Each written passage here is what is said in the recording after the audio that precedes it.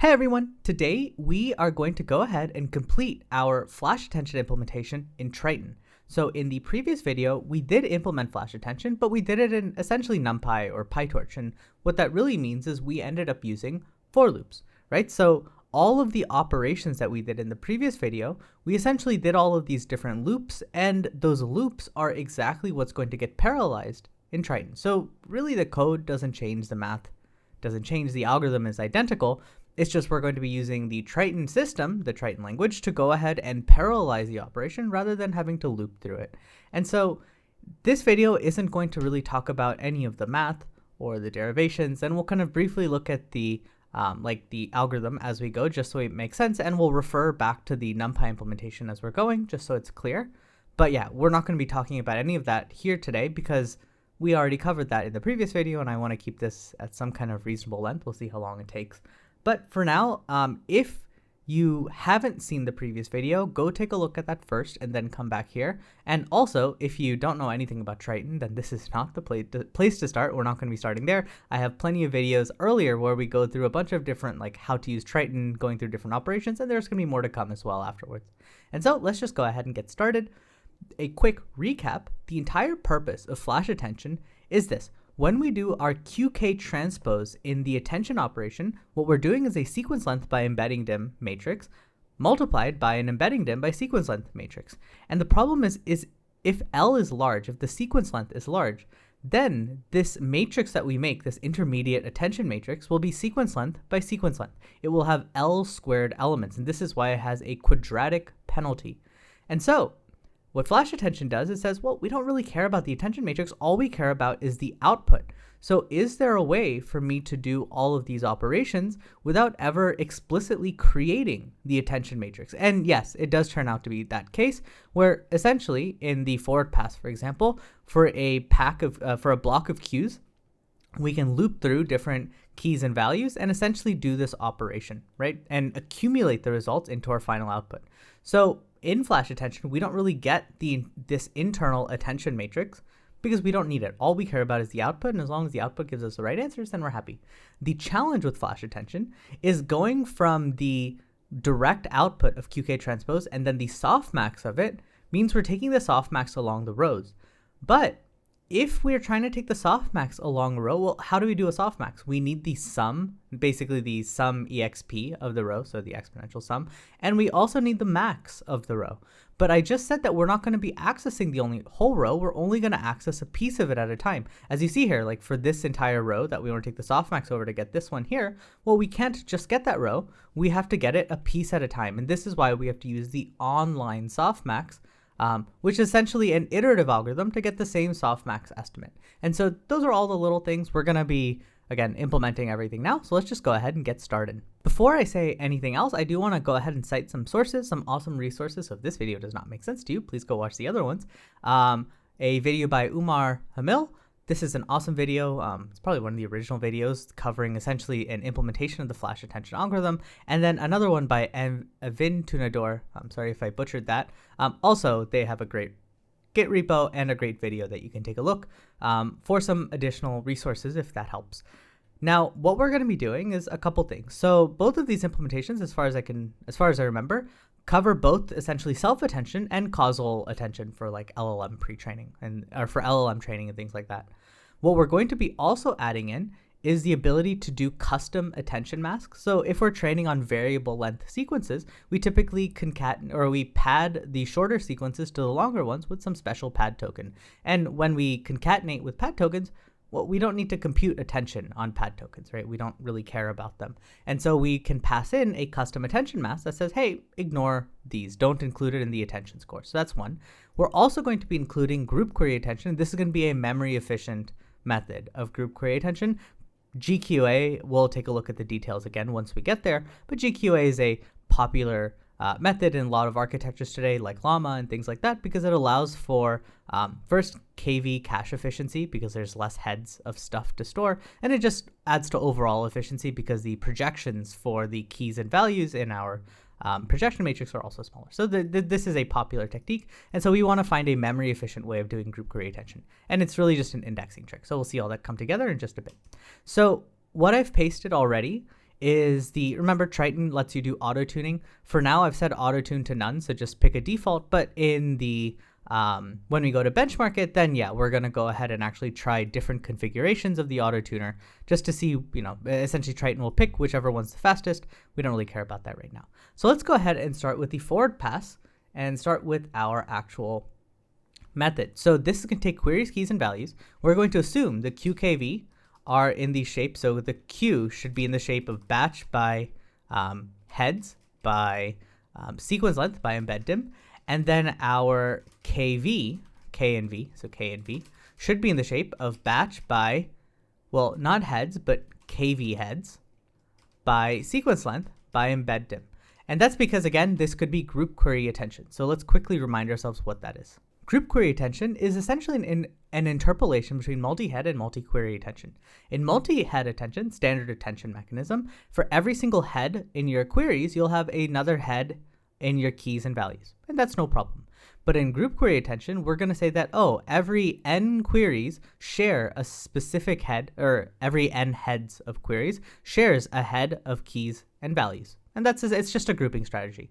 And so in this case, the group size is 2, right? Every 2 queries share a single key and a value head. So nothing too crazy, but we have to keep this in mind. The only real prerequisite to this is we have to make sure that however many heads our keys has, evenly divides the number of queries. So if we have, in this case, we have 8 query heads, so we can have 4 key heads because 8 divided by 4 is 2, so there's no problem. But we can't have 5 key heads because 8 divided by 5 is not an integer number, right? So that's the only real restriction. So just keep that in mind, but we'll see exactly how all this comes together in just a second. All right, so we're going to do some quick sanity checks. I'm just going to paste these in because there's nothing too challenging about it. There's just some checks. So basically our data, Q should be in this shape, K and V should be in this shape. We're going to make sure that the number of heads in the keys and values match. That has to be true.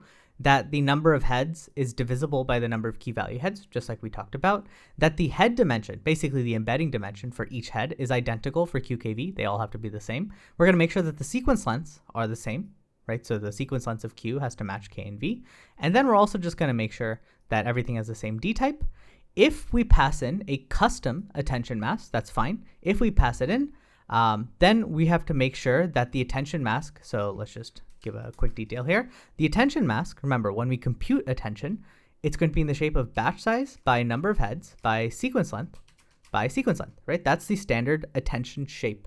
And so our attention mask has to either be in this shape, because we have to identify in this sequence length by sequence length attention matrix, which of those attention weights do we want to ignore, right? That's what the attention mask says. And so for like, if we have pad tokens, then we would ignore those padded positions, for example. And so for now, this is completely fine, but we could equivalently pass it in as batch by 1 by sequence length, right? This is valid. And then essentially this one dimension would broadcast over the head dimension. And so I'm just doing a quick sanity check here, right? So the attention mask must have either 1 as the head dim, because we'll broadcast, or it has to match the head dim, right? So either one is fine, so that's no problem. And then the softmax scale, by default, of course, in the attention formula is QK transpose divided by the square root of the head dimension. So this is that softmax scale if we don't provide anything, and this is the default, so we're good to go there. And so now we're going to use custom mask is going to be the attention mask is not none. So if we do have an attention mask, then we are using that.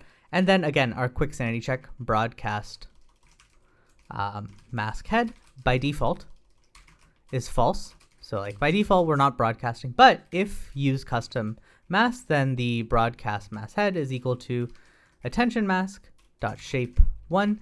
If it equals 1, like I said, if it's 1 here, then we have to broadcast this 1 to H. So this is just a quick flag to let us make sure we do that correctly. The output is going to be torch.empty like Q. Remember, the output shape is the same as the shape of the queries, as always in transformers. So we have that. Now, the parallelism part. We have to set up the Triton grid, just like we always do. So let's kind of take a look here. Let's take a look at our original NumPy code. This is what we wrote in the last video, and see what was being parallelized. What we have is we loop over the batch and head dimension, and then we loop over chunks of queries. And so essentially, what we're parallelizing, every worker in Triton should process a separate batch head combination and a separate chunk of the queries. And so we kind of have this, multiple levels of parallelism. And so this is exactly what our grid is going to look like. So what it's going to be is our grid is going to be equal to torch, or not torch, let's do lambda args. It's going to be a lambda function. It's going to be triton.cdiv. So the question is essentially, we know that we have sequence length q number worth of like time steps in our queries. And we have set ahead of time, which we'll see in a bit. But let's look at it right here. We have block size q and block size kv. What this is saying is every iteration, basically every worker is going to process how many queries at a time. That's the same as what we had right here. Remember, block size q is basically how many queries do we want to grab? Because the algorithm for flash attention, if we go back right over here, none of this makes sense to you, go watch that previous video just because I'm doing a quick recap. Here we go. So yeah, the algorithm for flash attention for the forward pass is hold a chunk, a block size q worth of queries, and then loop through blocks of keys and values, right? As you can see that right here. And so because of that, we need to go ahead and identify like which block of queries do we want. Okay, let's grab that and we're going to go here. So let's set up the grid in exactly that way. So first, we're going to do args. Keep that right there. It's going to be block size q. So what this is saying is if we have a sequence length of, let's say 1024, and our block size is 32, or let's pick 64, block size q, that means we're going to have 1024 divided by 64 number of blocks, right? It's going to take essentially 16, I think that's 16, yeah, 16 different blocks of queries, each block having 64 queries to cover the 1024. If for some reason this wasn't 1024, it was 1025, because the sequence length may not be perfectly divisible, then this is going to be 1025 divided by 64, which is 16, but plus 1 to make it 17. We need one extra block, even though it won't be complete, right? That last block will have, you know, many of it will be invalid, but we'll mask out the extra stuff later on, so there's nothing to worry about. So that's our grid. This is the parallelism along, so that's actually the most inner parallelism. It doesn't matter what order we do it in, but that's fine. So that's our innermost parallelism. And then the next level of parallelism is we want a separate thread for every single batch head combination. So essentially, remember, our data is going to be in the shape of batch by heads by sequence length by embed dim. Each thread is going to be responsible for a separate batch head combination and a separate chunk along this sequence length, right? That's essentially the parallelism. So let's go ahead and set up the last part. That's going to be essentially our batch size times num heads. Let me just stick the one at the end. Actually, it doesn't matter, so we can ignore it. That's fine. So yeah, there we go. So essentially, we're going to have one group, one parallelism, one level of parallelism for every batch head combination, and then another one for the block. And that's how we're going to identify our compute grid. And so now that we have that, it's going to be, let's go ahead and create our temporaries. Remember, when we did our flash attention implementation, we created this extra variable at the end. So we created this M and L right here. And then at the very end of this whole implementation, we returned M. M is the LogSumExp. This is that LogSumExp trick that we talked about last time that allows us to quickly compute the softmax value. So essentially, the main takeaway here is that in the forward pass, we have to do online softmax like we saw earlier. Because we don't have access to the full row, we have to do online softmax to go ahead and compute what is the probabilities like correctly in an iterative way along the row. Because we don't have access to the full row, we have to iteratively compute our softmax method or our softmax output. This is completely fine. But then in the backward pass, we still need the probabilities. We'll see that in a bit. We have to take the derivative with respect to the probability. So we need the probabilities as well. The problem is I never created this L by L matrix, so I don't have access to the probability. So I have two things that I could do. Either one, I can go ahead and like do online softmax again in the backward pass, or I can store some values in the forward pass that let me quickly recompute the probabilities in the backward pass. And that's exactly what the LogSumExp trick was. You can see that in the previous video, where storing some constant values in the forward pass allows me to quickly recover the probabilities in the backward pass. Very nifty trick, okay? So let's go ahead and keep going. That's going to be this. So we need to create that. So essentially, remember, our attention matrix is batch by head by S, and we're computing the softmax along this last dimension, right, along the rows. And so essentially, we have to store one constant, going back to this picture, for every single row. We have to store a constant value, the LogSumExp Trick value, and that one constant per row will let me, in the backward pass, recompute the probabilities quickly for that row.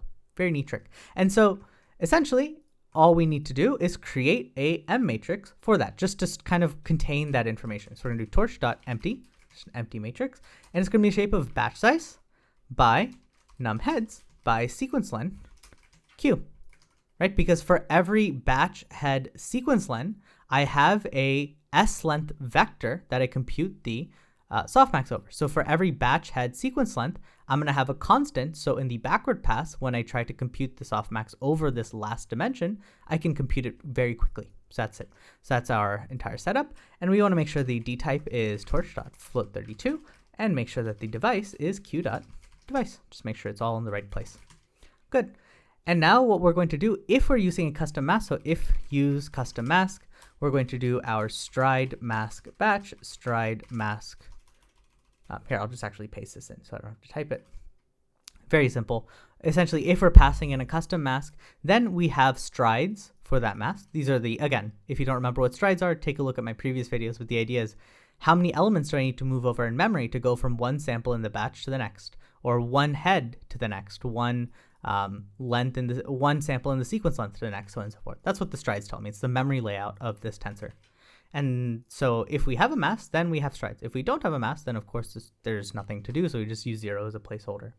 And then after that, we go ahead and actually perform our forward pass. And this is, we're going to be writing this method now, but it takes in the grid that we just defined right here, and it takes in all of the function arguments that we care about. So basically, what are the strides of all the tensors, the strides of the mask, and then some information like how many heads, kv heads, the sequence length q, head dim q.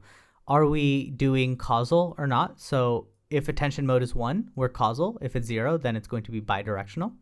And then we have our d-type flag. Are we doing it in float 16 or float 32? Probably float 16, because why would we care about float 32 if we're writing custom kernels? And then whether or not we're using a custom mask, and does that mask have to be broadcasted or not? So it's just all of that stuff, okay? So now that we have that, let's go ahead and actually write the forward algorithm. The forward algorithm is not too bad. It's the backward algorithm that's actually a lot of effort, but we'll get through it. It'll be just fine.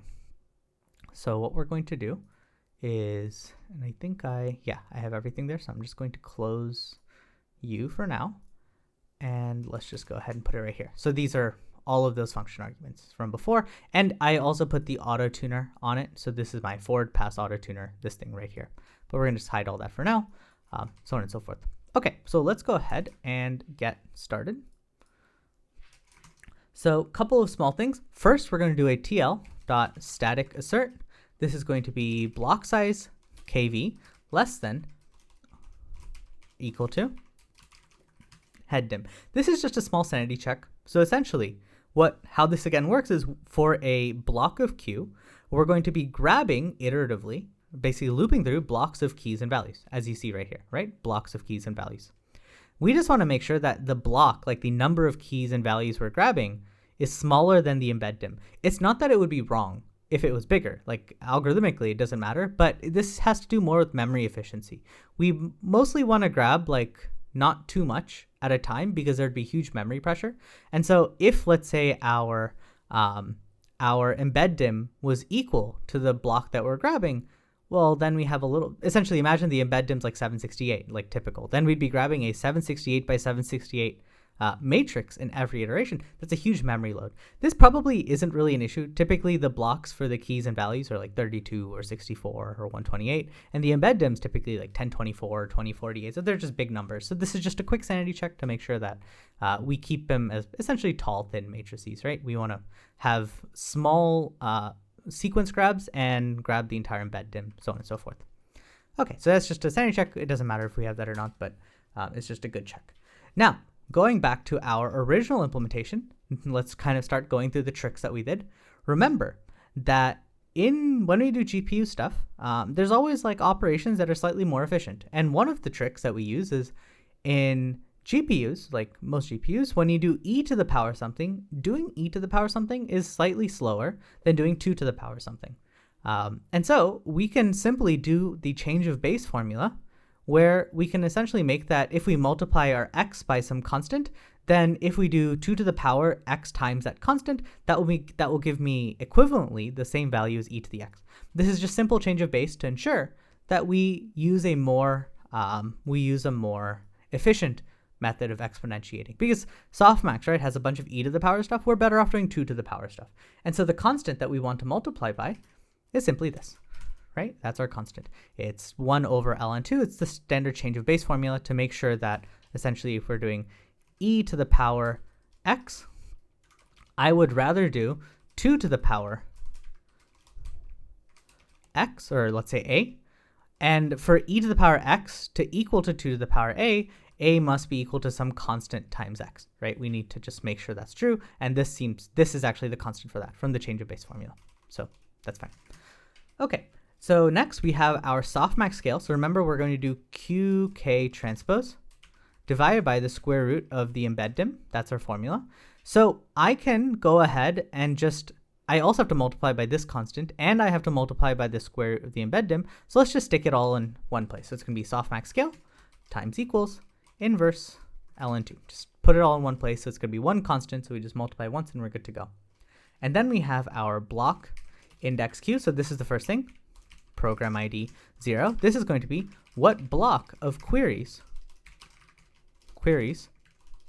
are we grabbing, right? So again, going back to here in our grid, right, the first dimension, this one right here, is essentially the sequence length divided by the block size. So it's the block index. Which block of the queries, where every block has block size q elements, are we currently grabbing? That's what this is. And then we can go ahead and also grab our index batch head. It's going to be tl.programID 1. And so this is going to be the second dimension, which batch head combination are we grabbing? But I don't need the batch head combination. I need which batch, like which sample in the batch, and which head am I grabbing. So I can just parse that out. So this is just going to be the index batch is equal to, essentially we need which row are we on. So index batch head divided by num heads. And then which column are we on? That's index head. Index head is equal to index batch head modulo num heads. You probably saw this in our matrix multiplication, right? But standard setup, essentially we have 1, 2, 3, and then we have 4, 5, 6. So this would be like a batch of 2 with 3 heads. So if I want this specific position, then I need to figure out which row am I on and which column am I on. And that's basically the formulation to do that, right? Because remember, our data's batch by heads, by sequence length, by embed dim. It's not batch times. So we need to essentially unpack this dimension to the parts of it. All right. And then we have our group size. Remember the number of key value heads, so num heads, divided by num kv heads. The number of key value heads may be different from num heads, but I know that num heads is evenly divisible by num key value heads. That was my restriction.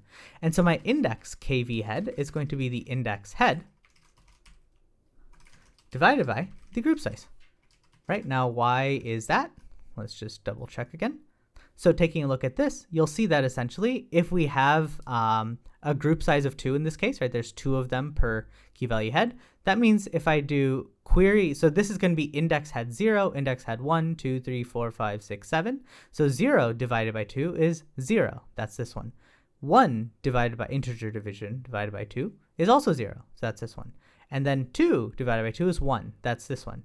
3 divided by 2, integer division, is also 1. This one. So on and so forth. So it's just essentially identifying that, hey, for these two ones, these two index heads 0, 1, I want key head 0. For these two query index heads 2, 3, I want 1. And then 3, 4, 5, I want 2, so on and so forth, right? So nothing too crazy. It's just an indexing. The reason we're doing it this way is the other way we could have done it, right? The other way, actually, let's just make it clear. The other way we could have done it is instead of doing this indexing, I could have made a copy. If I know that this head is going to be shared by these two, I could have taken this one and made 2 copies of them, and then taken this one, made 2 copies of them, this one, 2 copies of them, so on and so forth. The problem is we kind of lose the efficiency gains because we've essentially doubled the size of the matrix in this case, and we've just repeated this one vector for these two, that repeated this one for these two, so on and so forth. So we could have converted the group query into multi-head by just repeating these, and it would have given us equivalent results, but it's less efficient because we just made our matrix larger, right? We want to avoid doing that. All right, so now that we have gone ahead and gotten our index kv head, we can go ahead and start on the next part. So first, our offset. So q offset is going to be equal to index batch, we'll make sure it's casted correctly, int 64, times stride q batch plus index head dot to tl dot int 64 times stride q head. So this is basically saying, remember my data, let's just keep it up here, batch by head by sequence length by embed dim. I need to go ahead, I know which batch and which head this specific thread is responsible for, or worker is responsible for. So I need to go ahead and offset over to the correct batch head combination. And then for that specific batch head combination, I need to grab the chunk of the sequence length that this is responsible for, which is identified through here. So I hope that makes sense. We're essentially just going through these dimensions one at a time. Which batch am I on? Which head am I on? And which chunk of the sequence length am I currently responsible for? And that's my query offset. In exactly the same way, we'll also have our key value offset, which we'll use instead of index head, we'll use index kv head, right? Because the key values may have a different number of heads, but that's the only difference. Now, we need to go ahead and actually grab it. And there's a couple ways we could do this, but let's kind of remind ourselves. Essentially, this is the indexing operation we want to do. For this, in this query, we want to grab this specific batch, this specific head, and this specific chunk of the queries. We cannot do that directly though, because of course Triton doesn't have indexing, but we can go ahead and essentially create something called the block pointer. And the block pointer just makes this very easy for us. We could also do this manually. So it would look something kind of like this. I'll just put it here and just quickly go through it, but we're not going to go through it all that much. Essentially, it's going to be which block of queries are we currently wanting, and then for every I in block size q, for every j in head dim, we can go ahead and grab a pointer that offsets over to that specific like that specific chunk that we want, which one is. So it's a specific batch head that we want, to the specific sequence length index that we want, to the specific embedding vector that we want, so on and so forth. This is not, I mean, we could do it that way, but we don't want to. So let's use the block pointers. So block pointer is tl dot make block pointer, and this makes it very easy. First, base is going to be q plus q offset. That's the starting point. So q, I want to first offset over to the correct batch head combination. After that, the question is, well, what is the shape of the remaining data? Well, if I go through the batch and head dimension, then what's left over is sequence length by embed dim, right? So the shape should be sequence length by embed dim. And I'll call this head dim, right? Head dim. And then we have to provide it the strides. So the strides of these two dimensions, sequence length and head dim. Well, that's pretty easy. We know what those are. That's the stride q sequence and the stride q dim, right? Those are my strides for these two dimensions. After that, we have to provide it some offsets. And this is the key part. I'm going to go ahead and grab an offset, but what's my offset here? I want to grab a specific chunk of my sequence length. And I know that chunk is identified, the starting point of that chunk is block index q. That's the starting point of the chunk that we're responsible for in this specific worker. And so all we need to do is block index q times block size q, right? That's my offset. I want to offset over to this specific block of the sequence length. So what you see here is this is offsetting over to the correct batch head combination, and this is then going to offset over in the very first dimension. It's going to offset over to the correct chunk of the queries that I want. In the second dimension, the head dim, I want no offset. I don't want an offset. I don't need an offset, so we're good to go. Because I want to grab all of the embedding dim, right? I need all of this, but I only need a piece of this, and that's what you see right here. After that, we have our block shape. This is going to be block size q and head dim, right? So the block shape, the actual block that we're grabbing, is going to be of size block size q, because I know that in this block, there's block size q elements in it. And then of course the head dim stays the same because we're going to grab all of the head dim, so on and so forth. And lastly, we're going to do order is equal to 1, 0. What this is for memory coalescing. I know that later on, I'm going to be doing a q, k transpose, which means I'm going to be multiplying the vectors of length head dim from q with the vectors of length head dim from the keys. And so we want to make sure that when we do that, we can access the head dim as fast as possible, and that's by making the head dim essentially contiguous in memory. So this would essentially be column major, is the way you can think about it. And so what we're doing is we're making sure the head dim, which is, so this is dim 0, this is dim 1, we're making sure dim 1 is first in the order, so that means it'll be contiguous along this direction, this dimension, and then everything else is just left over after the fact, right? So that's our q block pointer. What about our values? So let's take a look at the algorithm again. So remember, essentially we have a block of q, but we're going to be looping through blocks of keys and values, starting from the beginning. So no matter what block of queries we're grabbing, we're going to be starting at the beginning of the keys and values and looping through them in blocks, just like this, right? And so to do that, all we need to do is exactly the same setup for the v block pointer with one small difference. We're going to go ahead, start with v, offset to the correct key value batch head location. Everything else is the same. The only difference now is our offset is 0, 0. We're not starting at a specific chunk of the sequence length. No, we're going to start at the beginning, and I will manually do the offsets later on. We'll see what that looks like in a bit. But that's essentially the setup, right? That's my offsets 0, 0. We're just starting from the first block of the values.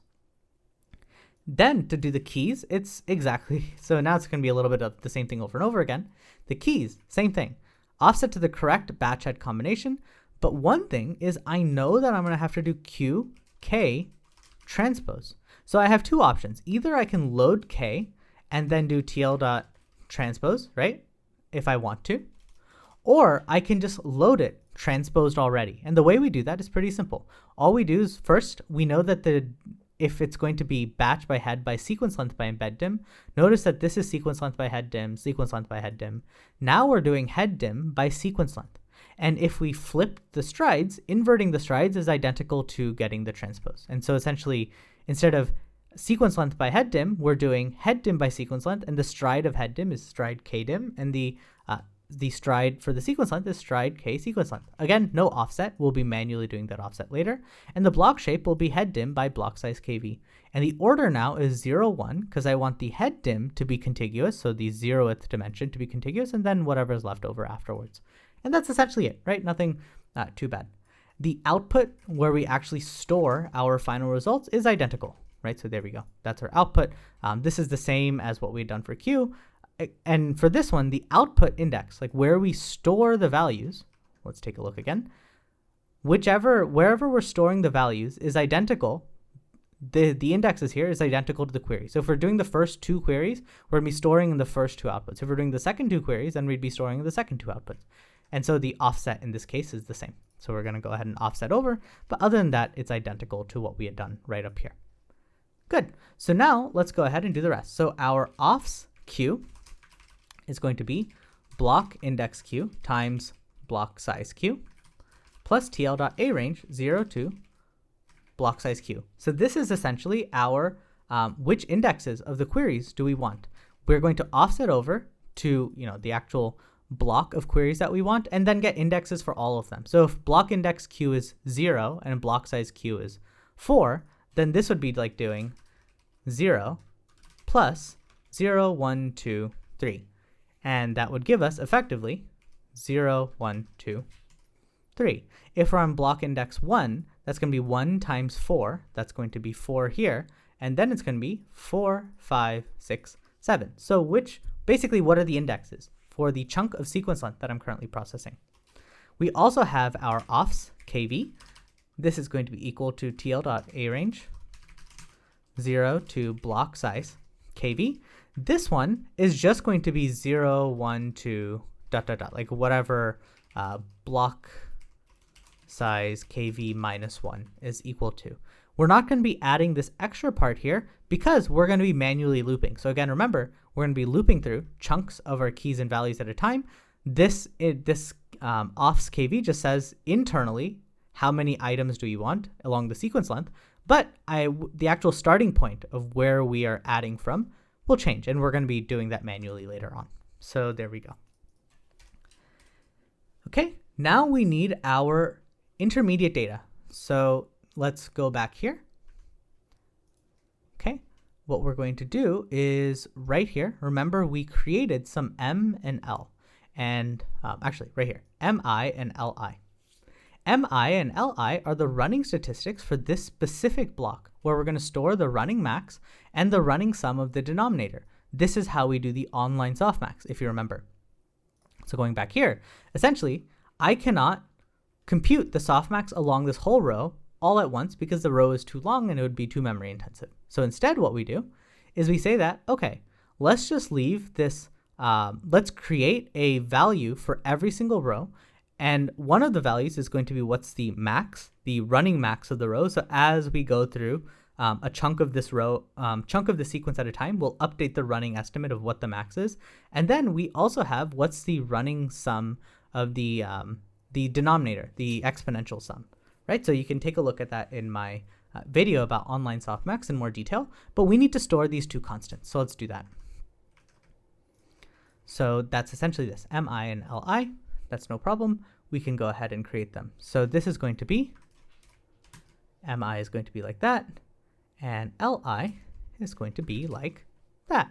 And so because this is going to be a max, we're just going to store it as negative infinity, because whenever we start populating it, we know that any value will be bigger than negative infinity, so that'll be good.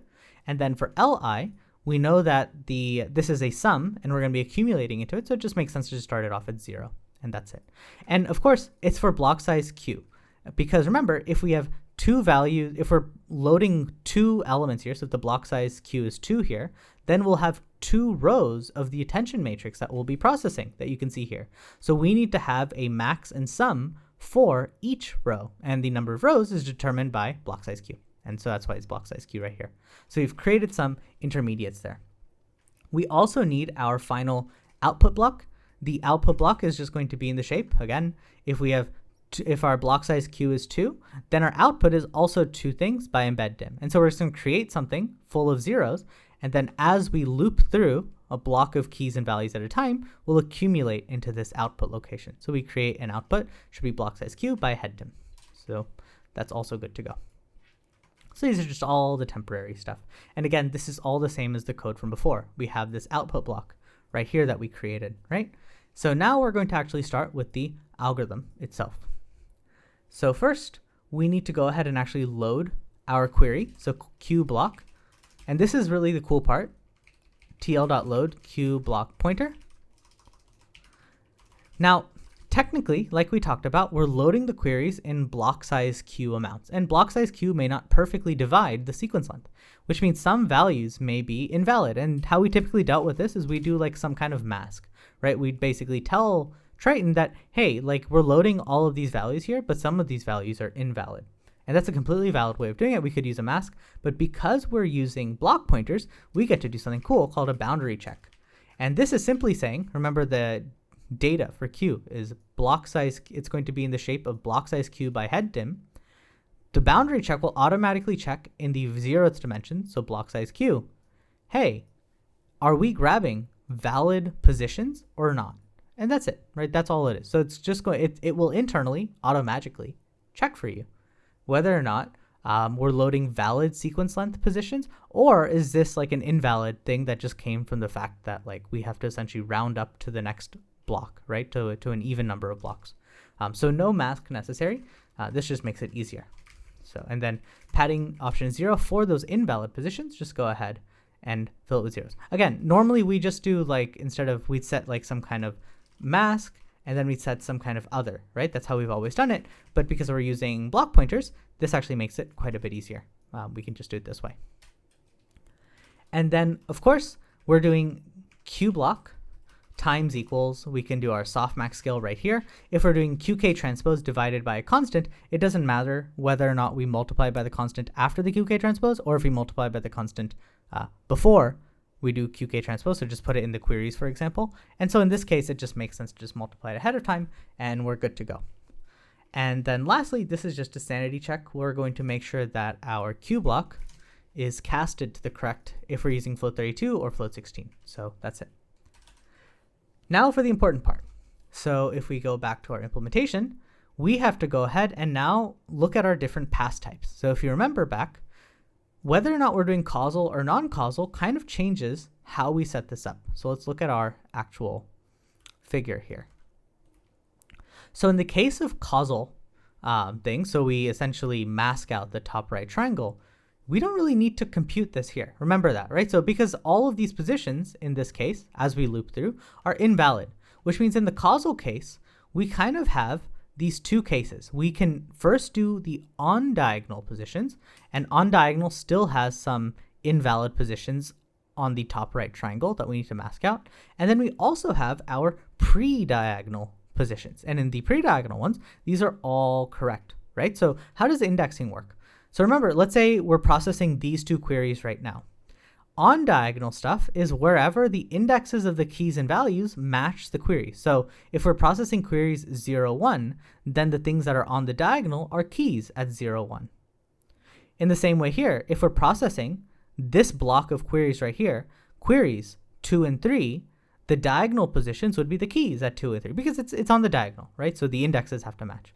The pre-diagonal stuff, so if we're processing blocks queries 2 and 3, then everything before 2 in the keys, so 0 and 1 is pre-diagonal, and that's the key idea. So essentially in this whole block right here, what's on diagonal and what's pre-diagonal, I have another figure that might make it clear, right? So in this case, if we're processing positions 4 and 5, queries 4 and 5, that means the keys that are on the diagonal are keys 4 and 5, right? Those are on the diagonal.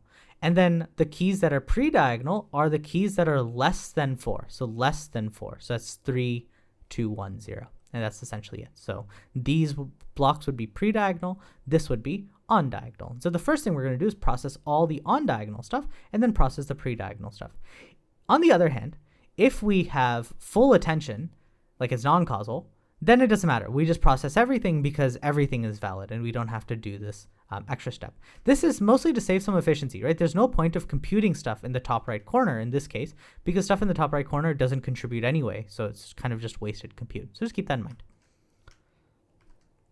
Okay, so let's keep you open. All right, so that's what we did right here, right? So if we're causal, then we set up the pre-diagonal keys and values and the on-diagonal keys and values. If it's non-causal, then we just process everything and we don't care. And so we'll have to set up something similar to that here.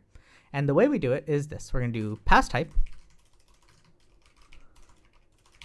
is equal to 0 if attention mode is 1, else 2. So what we're saying is attention mode 1 means it's causal, and pass type 0 is essentially all of our pre-diagonal stuff, okay? And then if it's 2, so okay, so we have 3 types of pass type. So pass type 0 is pre-diagonal, 1 is on diagonal, and 2 is full, right? So that's how I've set it up, just to make it clear. And so if we're not causal, so if we're bidirectional, then it's directly 2, do full. If we are causal, let's first do the pre-diagonal stuff, and then we'll do a second pass after the fact to do the post-diagonal stuff. And what that's going to look like is this. So let's just kind of paste in these function calls. In our NumPy implementation, we just went ahead and added the key value, basically this new loop. We have another for loop through the keys and values. We just put it all in the same function. So we just keep going. In this case, in most Triton implementations you'll find online, they write a separate function called the attention forward inner. This is going to be that inner loop, this inner loop that we're going to do. We're just going to write in a separate function for cleanliness, essentially. So this is the inner loop. And this inner loop will run on either everything, pass type, it'll either run on everything or only the pre-diagonal.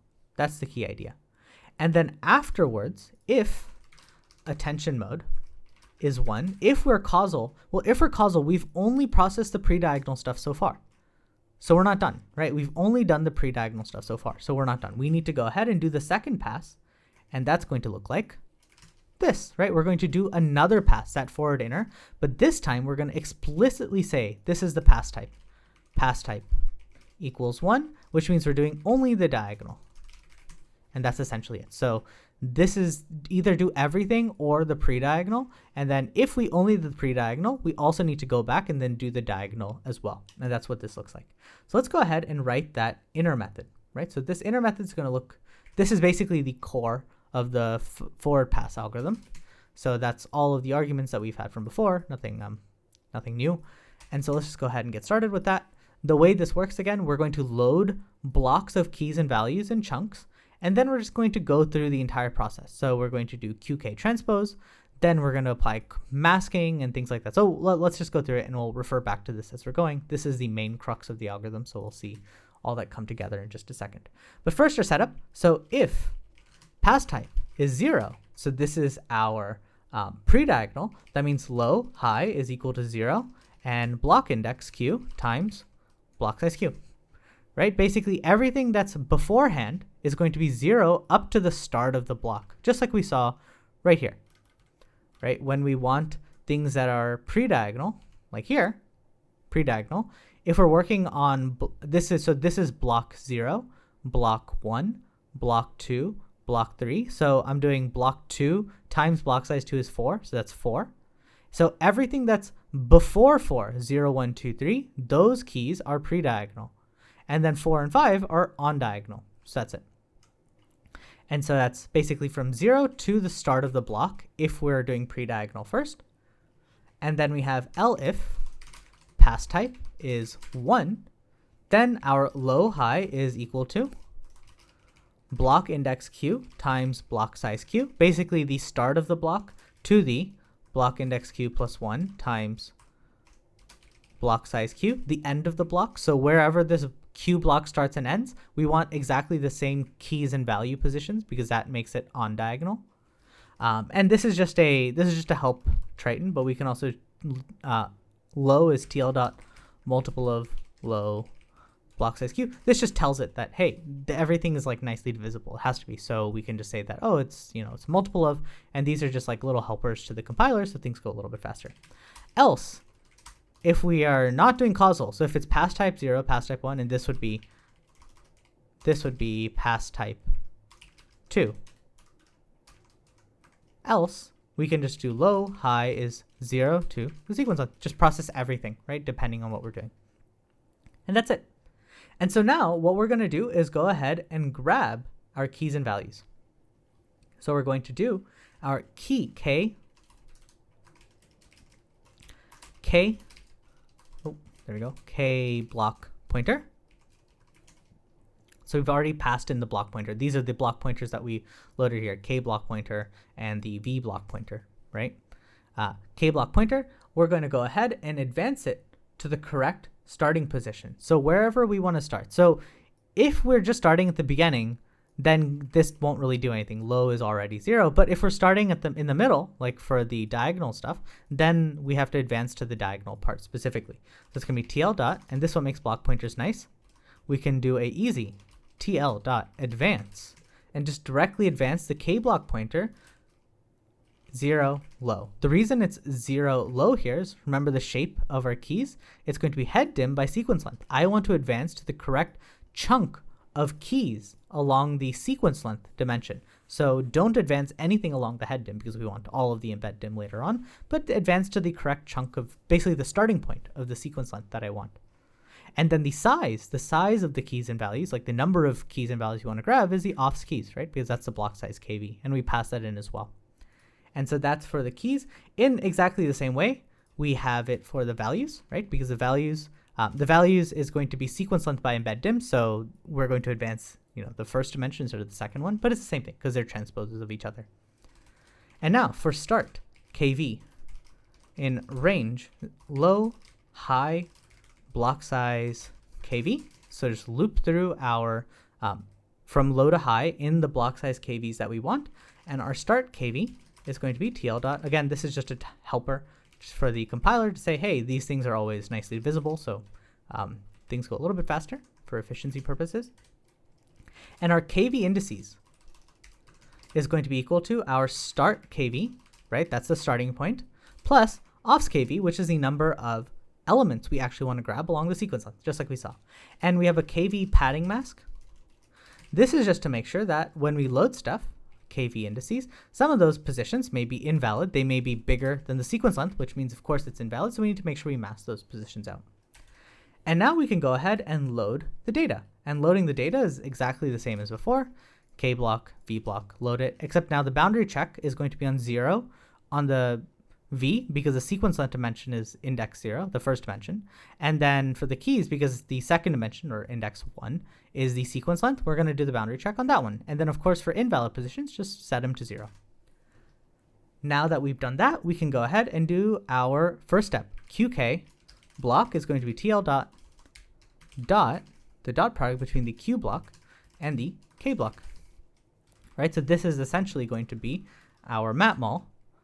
And again, let's refer back to NumPy, our NumPy implementation. That's this chunk right here. QK block is going to be the Q block map mulled with the keys transpose, which we've already pre-transposed it. So it's going to be block size Q by block size KV. So put that right here so it's clear. So that's our chunk. Now we have to do some sanity checks. First, if pass type is 1, these are on the diagonal,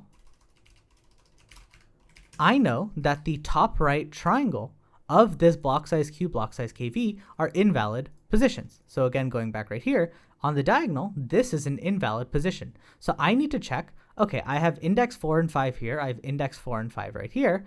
For which of these positions are invalid? Wherever my indexes along this dimension are smaller than these, so if 4 is less than 5, that makes this as an invalid position. Essentially, this means a query at position 4 is attending to a key at a position 5, which is after the fact. That's in the future, so it's not causal anymore. So that's the only thing. So we need to mask these out. This is relatively straightforward, though, because we can just do it like this. Our causal mask is going to be simply offs Q. We're going to make this a column vector. We're going to check wherever it's greater than or equal to KV indices. Just like that. And so it'll look, here, let me actually just paste this in here so it's clear. It'll look like this. Basically, if you have 0, 1, 2, 3, 0, 1, 2, 3, we want to know which of these positions are valid and which of them are invalid. And so wherever our query indexes are essentially, so wherever the query indexes are not bigger, then those are going to get false. So in this case, 0, is it greater than 0? No. Or yes, it is. It's greater than or equal to 0. Is 0 greater than 1? No. So because 1 is after 0, so that'd be 0 attending to a future query or a future key at index 1. And this one, like, is 2 bigger than 0? Yes. Is 2 bigger than 1? Yes. Is 2 bigger than or equal to 2? Yes. Is 2 bigger than or equal to 3? No, because that's an invalid position. So that's all we've done here. This causal mask is basically turn our offs Q, which query indexes are we currently processing? Offs Q, we turn into a column vector. Then we have our KV indices, which keys are we currently processing, which we computed right here. Which keys are we processing? We make that a column vector. And then we're essentially doing an inner comparison between two vectors, which creates a matrix of comparisons like that. That's our causal mask. And then our mask is going to be, again, the causal mask and KV padding mask. So this is the extra piece. Of course, we added the causality, but in general, some of these positions may just be invalid because they're past the sequence length boundary. And so we're just going to make sure that we combine the masks together. So wherever the causal mask, so we're going to apply a causal mask and our KV mask, padding mask. And KV padding mask is in the shape of basically block size KV, right? Whatever it may be. We need to just add in an extra dimension. This is going to be block size Q by block size KV. This is just block size KV. So we're going to make it 1 by block size KV. So let's put that right here. This is going to be 1 by block size KV. So you have to be a little bit careful about the indexes. This is block size Q, block size KV, and There we go. And in this case, the 1 will broadcast over this one, right? So essentially it's just saying which one of these key values in general are just not valid because it's past the sequence length condition. Okay, good. So that's our mask. And then we're going to do qk block plus equals tl.where mask. Wherever it's true is good, right? We want true. True means like there's nothing to do. We're just going to add 0. Wherever it's false, we're going to add negative infinity. Because remember, when we mask stuff in transformers, if we add negative infinity, when we go to do the softmax later on, negative infinity just becomes 0, right? So that's good. And so that is our setup. This is if we're on the diagonal. If we are not on the diagonal, so if we're doing pre-diagonal or just our, in general, we're doing our like full attention, then we don't have this extra causal mask. We just have our standard, just the KV padding mask, which is our sanity check masks to make sure that we are padding out or just removing the effect of all the extra stuff that may have come just because things have to be even, right? So we're just going to do that. Good. Lastly, we also have if use custom mask, right? So this is us passing in, hey, look, these positions specifically are like pad tokens and I don't want to attend to them. So I need to go ahead and just also essentially remove, set to negative infinity, those positions as well. And so what we're going to do is our mask offset. Remember, our mask can be in the shape of batch by head by sequence length by sequence length, or it can be in the shape of batch by 1 by sequence length by sequence length. Either one is valid. And so we need to just go ahead and grab for which batch head combination and chunk of the sequence are we currently processing. And this mask already tells us which tokens are valid and which tokens are invalid, right? So let's go ahead and do that. It's going to be our index batch times stride mask batch plus, and here's the trick, 0 if broadcast head, else index head times stride mask head. So remember, if we have broadcast mask head, then we don't really need to do anything. Oh, this should be S by S. There you go. So yeah, if we need to broadcast it, that means we're in this dimension here, and this dimension has a stride of nothing, right? It doesn't matter. It's just 1. But if it's not broadcast, if it's already head, then we actually need to stride over this dimension. Dimension of 1 has no stride, right? You don't have to go from one element to the next. It's just a dummy dimension. So in this case, if we're broadcasting, then it's 0. It doesn't really matter. If we're not broadcasting, if we actually pass it in, then we actually need to stride over that extra dimension to get to the correct batch head combination. It's just a small detail, right? And then we have our offs, and I'll paste the rest of this in so I don't have to type it. It's the same as before. It's going to be the, again, offs q as a row vector or a column vector, and then our KV indices as a row vector. And we're just going to go over to the correct, which chunk of the queries are we looking at and which chunk of the KVs are we looking at. And that's essentially it. That's the chunk of the mask that we want. And then our custom mask, we can go ahead and load it. So I'll keep pasting these in because it's easy. We're going to go ahead and offset over to that chunk of the mask. And then we're going to do a quick sanity check. Make sure that the offs q none is less than sequence length. Make sure this is less than the sequence length. Just like before, we want to make sure that we're only grabbing valid positions. The other is false. So in this case, the way we have it set up is the mask is 1, true if we want to attend to those positions, and 0, false if we don't want to attend. And so for anything that's extra that we don't care about, we set all of those to false because it's stuff we don't care about anyway. They're invalid positions, okay? And lastly, qk block plus equals tl.where custom mask 0 float negative inf, just like before. And that's it, right? That's our entire setup. All right, so now we're going to go ahead and do the actual algorithm. That's all the masking stuff out of the way. And so now we go with the actual softmax, online softmax algorithm, which is easy. Go ahead and essentially find the running max for this specific chunk, subtract the max, do e to the, or I guess in our case, 2 to the power, because we've already adjusted for it. We compute the sum over the rows for this specific block. We have the correction factor. We apply the correction factor, and then we go ahead and do the correction up to the current accumulation, add the new accumulation block, and then update and keep going. If any of this seems confusing to you, we derive essentially what you see, all this stuff right here. We do the full derivation in the last video. So that's why I'm not going to be deriving this again. We're just simply implementing it to keep this simple. So Mij is going to be TL.maximum. Mi is my current estimate of what I think is max, and then TL.max of Q block along, or not Q block, QK block along the last dimension, right? So basically along the rows. So for this, basically initially, what's the max of this block? Then what's the max of this block? What's the max in this block? So on and so forth. And so that's all we're doing. We're just checking for the max. And now that we have the max, we can go ahead and do our QK block minus equals Mij none, right? Subtract the max from our current block, from whatever estimate of the max is. And then we need to go ahead and actually exponentiate. So P block is going to be equal to TL.math.exp2 QK block. So that's going to go ahead and exponentiate everything. Then we're going to compute the sum of the rows for this block. So Lij is equal to TL.sum P block. Just go ahead and add along the last dimension. So again, going back right here, that's this step right here. We found the max, we subtracted the max, we exponentiate, we then compute the sum along, dim equals 1.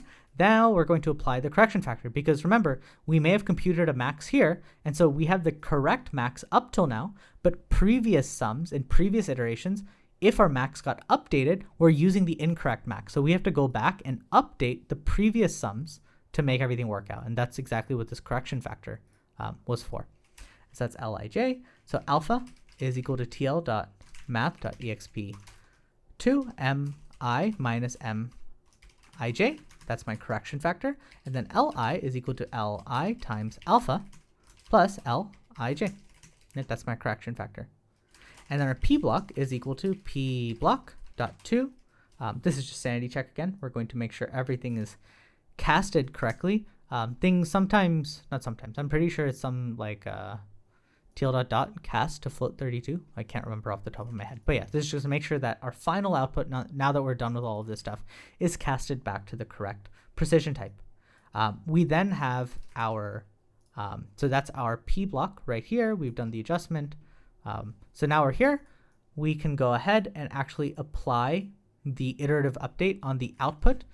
So remember in our setup right here, as we're iterating, sure, our, let's go back right here.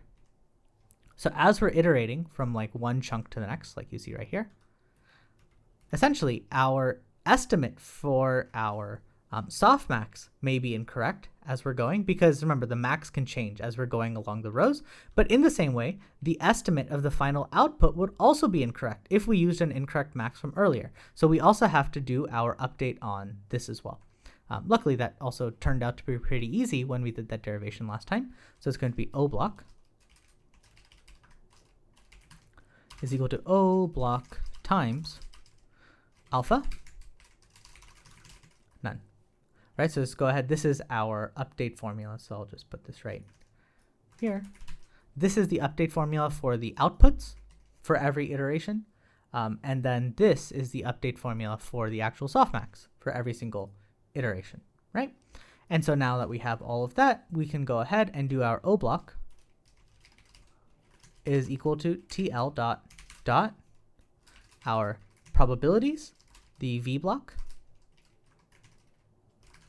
and we're going to accumulate this into our O block, and that's it. So it's basically multiply the probabilities by the values. And so if we go back right here, we go ahead, we correct our O block up to the current accumulation, and then we add to it our new accumulation of P block times V, right? So again, if any of this is confusing, go look at that previous video. And now that we've done that, we can update our running max, set Mi to Mij for the next iteration that's about to start. So that's going to be Mi is equal to Mij. And we need to now go ahead and advance our, just like we did right here, we need to advance our keys and values to the next block of keys and values, right? So that's pretty straightforward. We just do it exactly in the same way. go ahead, our values get advanced by block size kv, our keys get advanced by block size kv. In the values, it's the first dimension because it's sequence length by embed dim, but our keys are already pre-transposed, so we advance it on the second dimension, and that's it. And once we're done, we can return O block, Li, and Mi. And that's it, right? That is our inner function. That is basically us returning all the pieces of this, which means all we have left to do is this stuff here. Compute the LogSumExp. We're going to need this in the backward pass to, again, quickly recompute our softmax values. And then we need to go ahead and actually compute our output, because up till now, we've been accumulating output, and now we have the actual sum of the denominator. So to do actual softmax, we need to actually divide by that denominator, which we just save for the end. And so let's do those steps now. So this completes our inner method. So let me double check. I think that's everything. I'm missing, oh, this should be index head. There we go. Yeah, because it's head. Sorry about that. So yeah, index batch, index head. I think that will use everything. All right, good. So let's just keep going. Let's go back to our actual method. There we go. So we're going to go ahead and do all of that. And now that we've done all of that, we've called our function once on either everything or just the pre-diagonal. Then we call it one more time on just the diagonal if we only the pre-diagonal, which means all we have left to do now is our last step. So mi is equal to, or plus equals tl.math.log2 li. And there we go. Right, so that's this step right here. It's mi plus log of li, and this is our LogSumExp trick. And then we can do our O block is equal to O block divided by Li, and we're going to add the extra dimension. So it's going to be, the block size Q by 1, because we need to broadcast over the embedding dimension here, right? Because this is block size Q by embed dim. So we're going to broadcast over that dimension and just do a 1e minus 6 for efficiency, all right, just so we don't divide by 0 by accident. And now we just need to store our output. So m pointers is m plus index batch head times sequence length. Just move over by however many elements we need to go through the full batch head dimension, plus offs q. That will put me in the correct, position for the which chunk of m was I currently processing. Remember, m is in the shape of batch by head by sequence length. So every single batch head, basically to go from one batch head to the next, I need to move over by sequence length elements. That's why we're doing index batch head, which is just a flattened vector of indexes for batch and head combined. And to go from one batch head combo to the next, I need to move over by sequence length elements. And then inside the sequence length, I want this specific chunk of sequence that I currently processed. And that's why that looks like this, m pointers. And then we're going to go ahead and just save it. So again, just verify that we have the correct positions. Any invalid positions, we don't want to save them or do anything with them. And then we're going to go ahead and write. We're going to write to it. M pointers, we're going to write mi with that mask. And of course, we also need to store our final output. So in our O block pointer, we're going to go ahead and write O block to it with, again, boundary check. Because we used a block pointer, we get to use boundary checks, which just quickly saves us this line right here. We don't have to do this extra thing anymore. And that's essentially it. All right, so I have this little test here. Let's go ahead and comment out the stuff that we don't need. So I don't need any of you right now. I can actually delete you. Let's look at the errors. And yeah, let's just go ahead and compare our method that we just wrote to the PyTorch's method, right?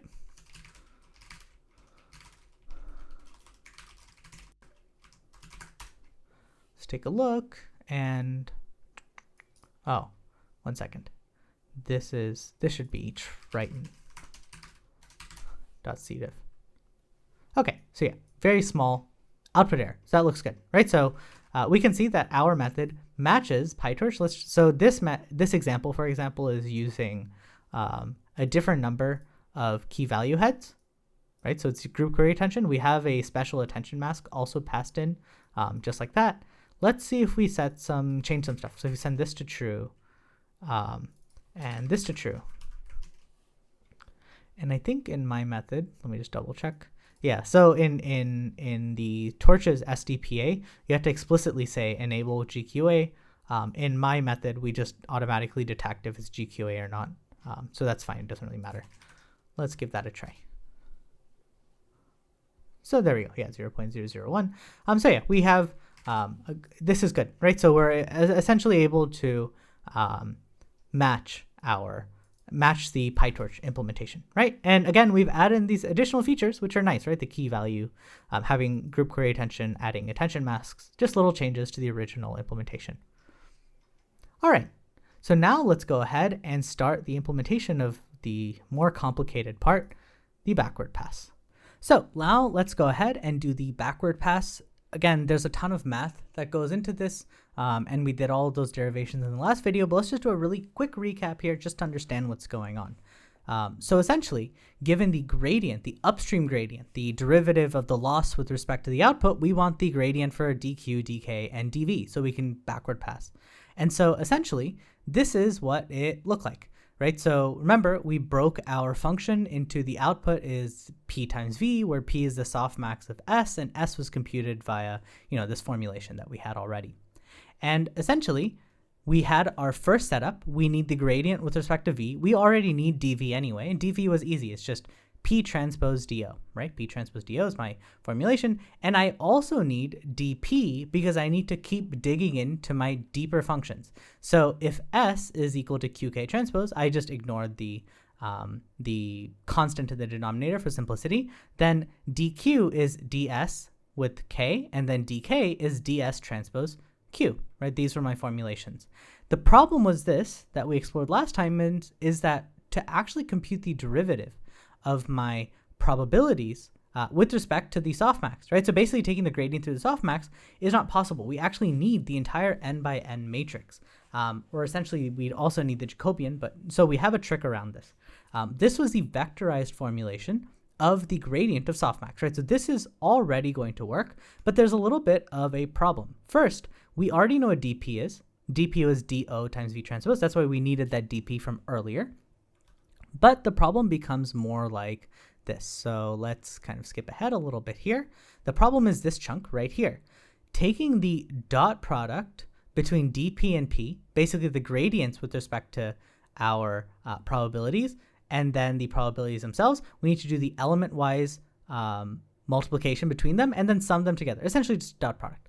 This is the problem because this would require me to materialize all of p. I need the entire row. And remember, I never have access to the full row. I only have access to chunks of the row. And in this case, I don't have anything because this is the backward pass. I never even computed the entire probability. So we have an issue. And so this is why we had this extra step.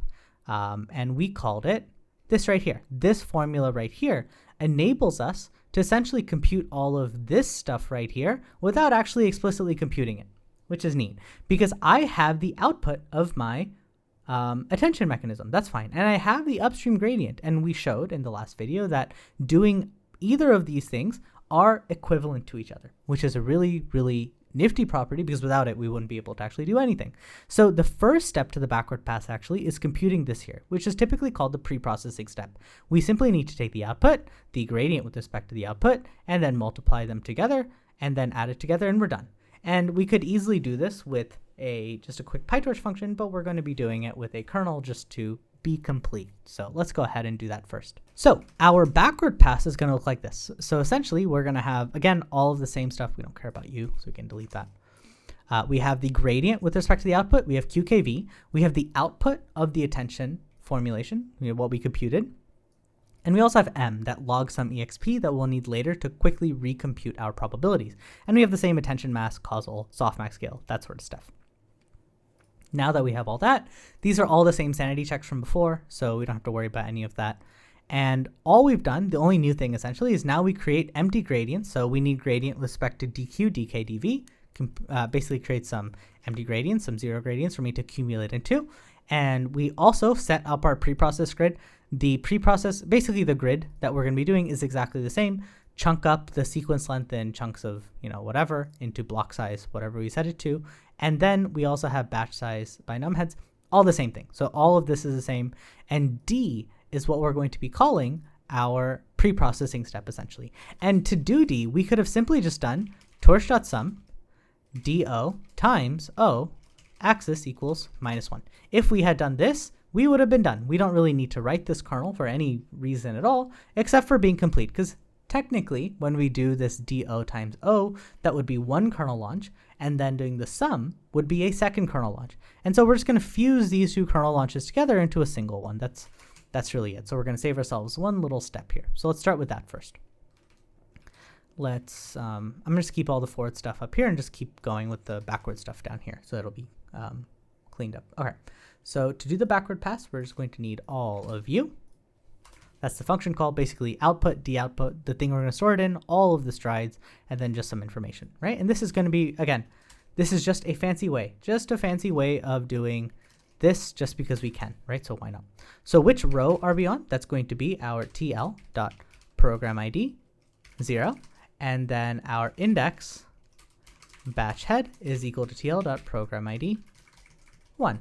And so our row offsets is equal to row times, you know, what block of the queries are we? So this isn't really row. It's I guess it's the chunk of the sequence length dimension that we want to process, because our data, again, let's just be clear, it's batch by head by sequence length by embed dim. Both my output is the shape, and also the gradient with respect to the output is also the same shape, right? So that's all the same. And so essentially this is going to be which chunk of S do we want to process, and this is going to be, just like before, which batch head combination do we want to currently process, right? And so let's go ahead and keep going. So our row offset is going to be which chunk do we want to process plus tl.arange 0 to block size. Our call offsets is going to be tl.arange 0 to, we want all of the embedding dimension. And our mask is just going to be the row offsets less than sequence length, just so we don't grab any invalid values, just like before. Because again, the row offsets is which S do we want to grab, and we may have to round up to a, block size may not evenly divide the sequence length. And so now we need the output pointer. So we're grabbing specifically index batch head times the stride O heads, right? Go ahead and just move over to that correct batch head position, and then O offsets is equal to the row offsets. We're going to make this a one, or basically a n by 1. So this is going to be a column vector times stride O len plus call offsets. We're going to make a row vector times stride O embed, right? So this is just going to say, I want this specific chunk of the rows, basically my sequences, my sequence length, and I want all of the embedding dim. Of course, I need the entire thing. So that's it. So that's all this is doing. This is again going to be a block size by embed dim like matrix of offset values, right? And then O is going to be tl.load O pointer plus O offsets. Mask is equal to mask. We're going to make it, remember the mask in this case is block size. We're going to make it block size by 1, so we can broadcast over the embedding dimension. Other equals 0, so we can just ignore them. They won't do anything. And that's going to be our O. In exactly the same way, we're going to go ahead and grab our, so that's our O. And in the same way, we're going to grab DO. That's it. We're going to grab DO. Because O and DO are exactly the same shape, so we're grabbing exactly the same pieces, right? So we're just going to do that. And then our delta is equal to tl.sum do.to tl.float32. We're going to store this as float32 anyway, so we'll just precast them. So o.to tl.float32 axis equals along the second dimension. That's it. And then d pointer, we're going to do plus equals index batch head times stride d head, advance over to the correct position, and then we can do tl.store d pointer plus row offsets. We're going to store delta and mask equals mask, and that's it. And remember D is in the shape of batch by head by sequence length, right? That's the shape of D. And so essentially we're just saying we want to move over to that exact position, and then that's our mask. And that's it, right? Nothing too crazy. This is again doing exactly what this is doing, and it's honestly fine. We technically don't need to do it, but we've saved ourselves one fused kernel, and whenever we're doing these operations like millions or billions of times during training, every little bit of efficiency adds up anyway, so that's good. So that's our first step. That's going to compute D, and now we're going to go ahead and do the actual attention backward function, right? And this is a lot of the same setup. We have our, are we using a custom mask? Same setup as before, chunk the sequence length into, in this case, what we're calling is block size macro and block size micro. So let's kind of quickly take a look at this again. So once we've done the pre-processing step, we need to compute dv and dk. And so first of all, dv, we saw was pretty easy. It's just p transpose do. Now the problem is I don't have the probabilities. So how can I get p? Well, p is simply e to the power s. S is my qk transpose, so I can compute s directly from qk transpose and subtract m from it for that specific row. And m is the LogSumExp value I've computed and stored ahead of time. So essentially, this will let me, this formulation, I compute s with a qk and I do e to the power s minus my pre-computed m, will let me very quickly recompute my probabilities. This is a derivation we did last time. And this essentially is my trick that we're going to use over and over again. And so to compute dv, it's pretty easy, as you can see. So this is all fine. And how it's going to look like is this. Essentially, how we compute dv is for a specific k and v, so in our case, it's going to be the v, we're going to loop through the queries. And this is what makes computing dk and dv different from the forward pass. In the forward pass, we held some query constant and we looped through the keys and values. But now we're going to hold the keys and values constant and loop through the queries, right? That's the main idea. To do dk, it's a lot of the same thing. We need to do ds t transpose times q. To get ds, the derivative of s, we already saw the probability of, through the softmax, is the probability times d probability minus d. This d is the extra thing we just computed right now for the pre-processing step. And then dp is just going to be do times v transpose. Okay, no problem, we can do that.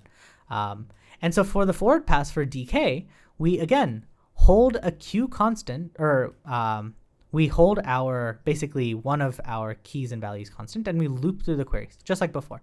So essentially, for a specific set, so let's kind of skip to the end here so we can see it, we're going to loop through the queries. For some specific key, we're going to loop through the queries, and we're going to accumulate them into that key's position.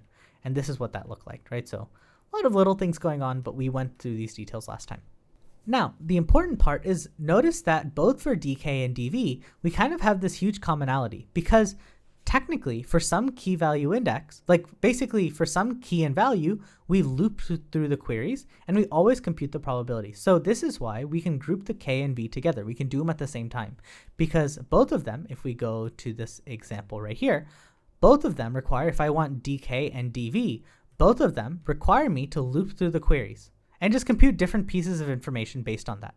And so let's compute dk and dv at the same time, because they use a lot of the same information anyway. To do dq, we'll have to do that separately. Okay? Now, one thing that we're going to have to keep in mind, actually, I'll talk about that when we get through a little bit of this implementation, right? Let's just get started. So we're going to write this attention backward method. So let's go ahead and start with that. I need to copy in the function head, which will be u. So what we have that's a little bit different from before is before we had a block size q and block size kv. Now we're calling it block size macro and block size micro. And the way that you can think about it is this. Block size macro is the thing we hold constant, and block size micro is the thing we're going to be looping through, because we want to make sure that like when we loop through something, we do smaller grabs, memory accesses.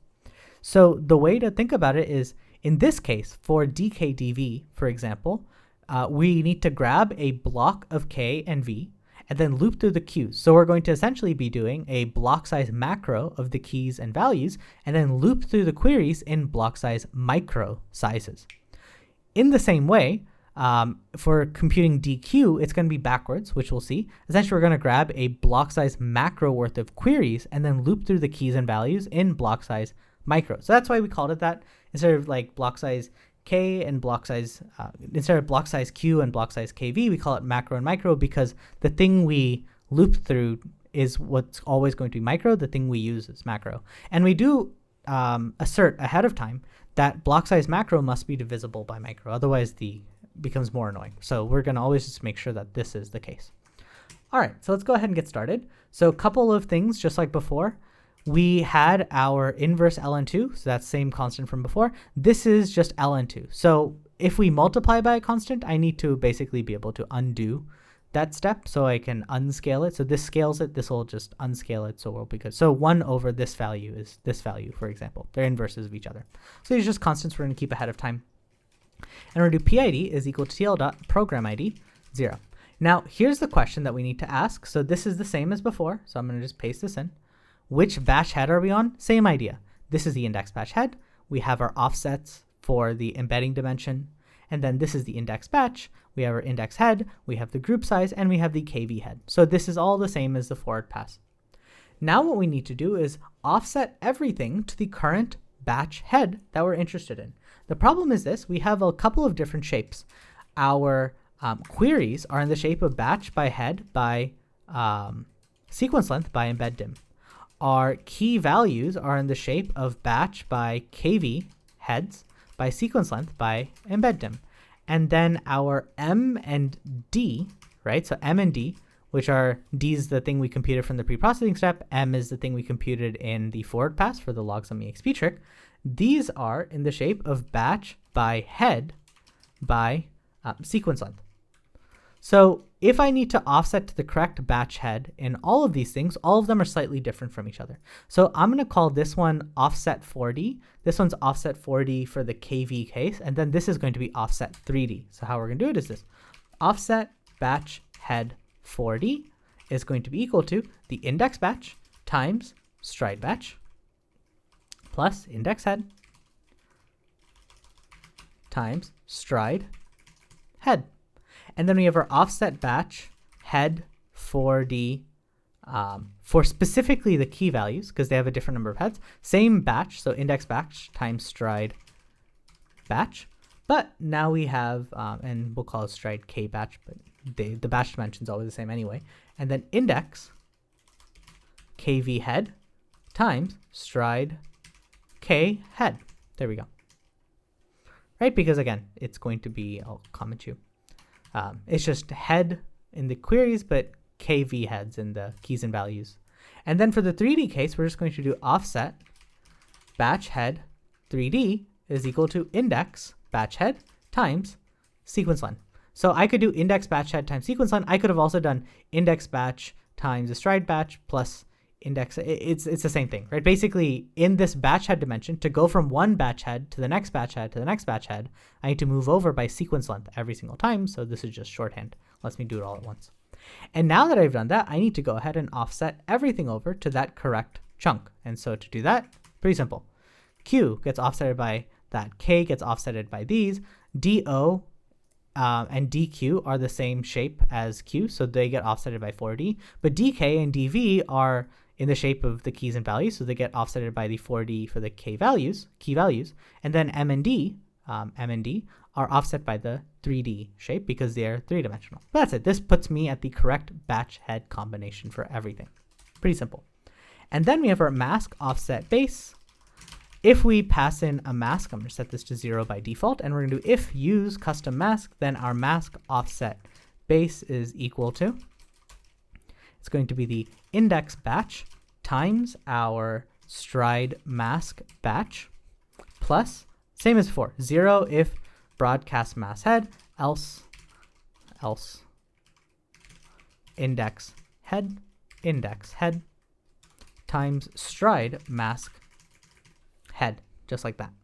So again, if we're broadcasting, then that's a one dimension, so we don't need, there's nothing to stride over because it's just a dummy one dimension. If we're not broadcasting, then we actually have a head dimension there that we need to use, and so that's all it is. All right, so now that that's all done, let's go ahead and start with the first part. So we're going to copy this right here. We're going to start with dkdv. We could have also started with dq, it doesn't matter, but we're starting with dkdv. And what we're saying is block size micro is going to be the number of queries in every block we loop over. So this will be the query. So this is block size Q in this case. Q. And then this is going to be our block size KV. And I call it row and call just for simplicity, okay? And the reason we call it rows and columns is because whenever we look at our attention matrix, the number of rows in our attention matrix is the number of queries that we have, and the number of columns we have is the number of keys we have. So we have a couple things you can see, like we're doing KQ transpose. So a few things got flipped around. So we're going to see all that come together in just a second here. So let's quickly just let's close the forward pass here. Close U. So in the attention backwards, we've done all of that. We've done the pre-processing step, so we're good there. And now to compute dk dv, what we need is dv is p transpose do, and dk is ds transpose q. These are my formulas. And so essentially, the reason we have KQ transpose rather than QK transpose right here is because we need S transpose anyway. As you can see, we need S transpose. And so if we need S transpose, we could just do QK transpose and then transpose it again, or we can just do KQ transpose and get the transpose of it anyway. This is going to change a couple of small things, and we'll see that in just a bit, but let's just keep going for now, and we'll come back to that a little bit later. So for now, essentially what we need to do is this is the parallelism for every batch and head. And then for a chunk of keys and values, we're going to grab a chunk of keys and values. And then we need to set the ranges. And then we need to start looping through. So let's start here. So we're going to do if causal. So if causal is 1, this means we are actually going to go ahead and do causal attention. We need to do something. Else, if we're not causal, there's really nothing to do. Our start row is going to be 0. Our start call is going to be PID times block size call 1. And then our num steps is equal to tl.cdiv, cdiv, sequence len by block size row 1. So let's kind of talk about this first. Essentially, if we're not causal, then there's nothing to do, and we just loop over all the queries for this specific block of keys and values, right? And what that means is we're just going to start from the 0th query, because there's really nothing to do. And then we're going to go all the way up to the specific block of keys and values. That's the starting column. And then however many blocks of queries it takes just to cover the entire sequence length. So we're just going to go ahead and chunk it up. More specifically, it'll look like this. So let's go right here. Essentially, in this case, like our block size Q is 1. Everything is 1 in this case, just for simplicity.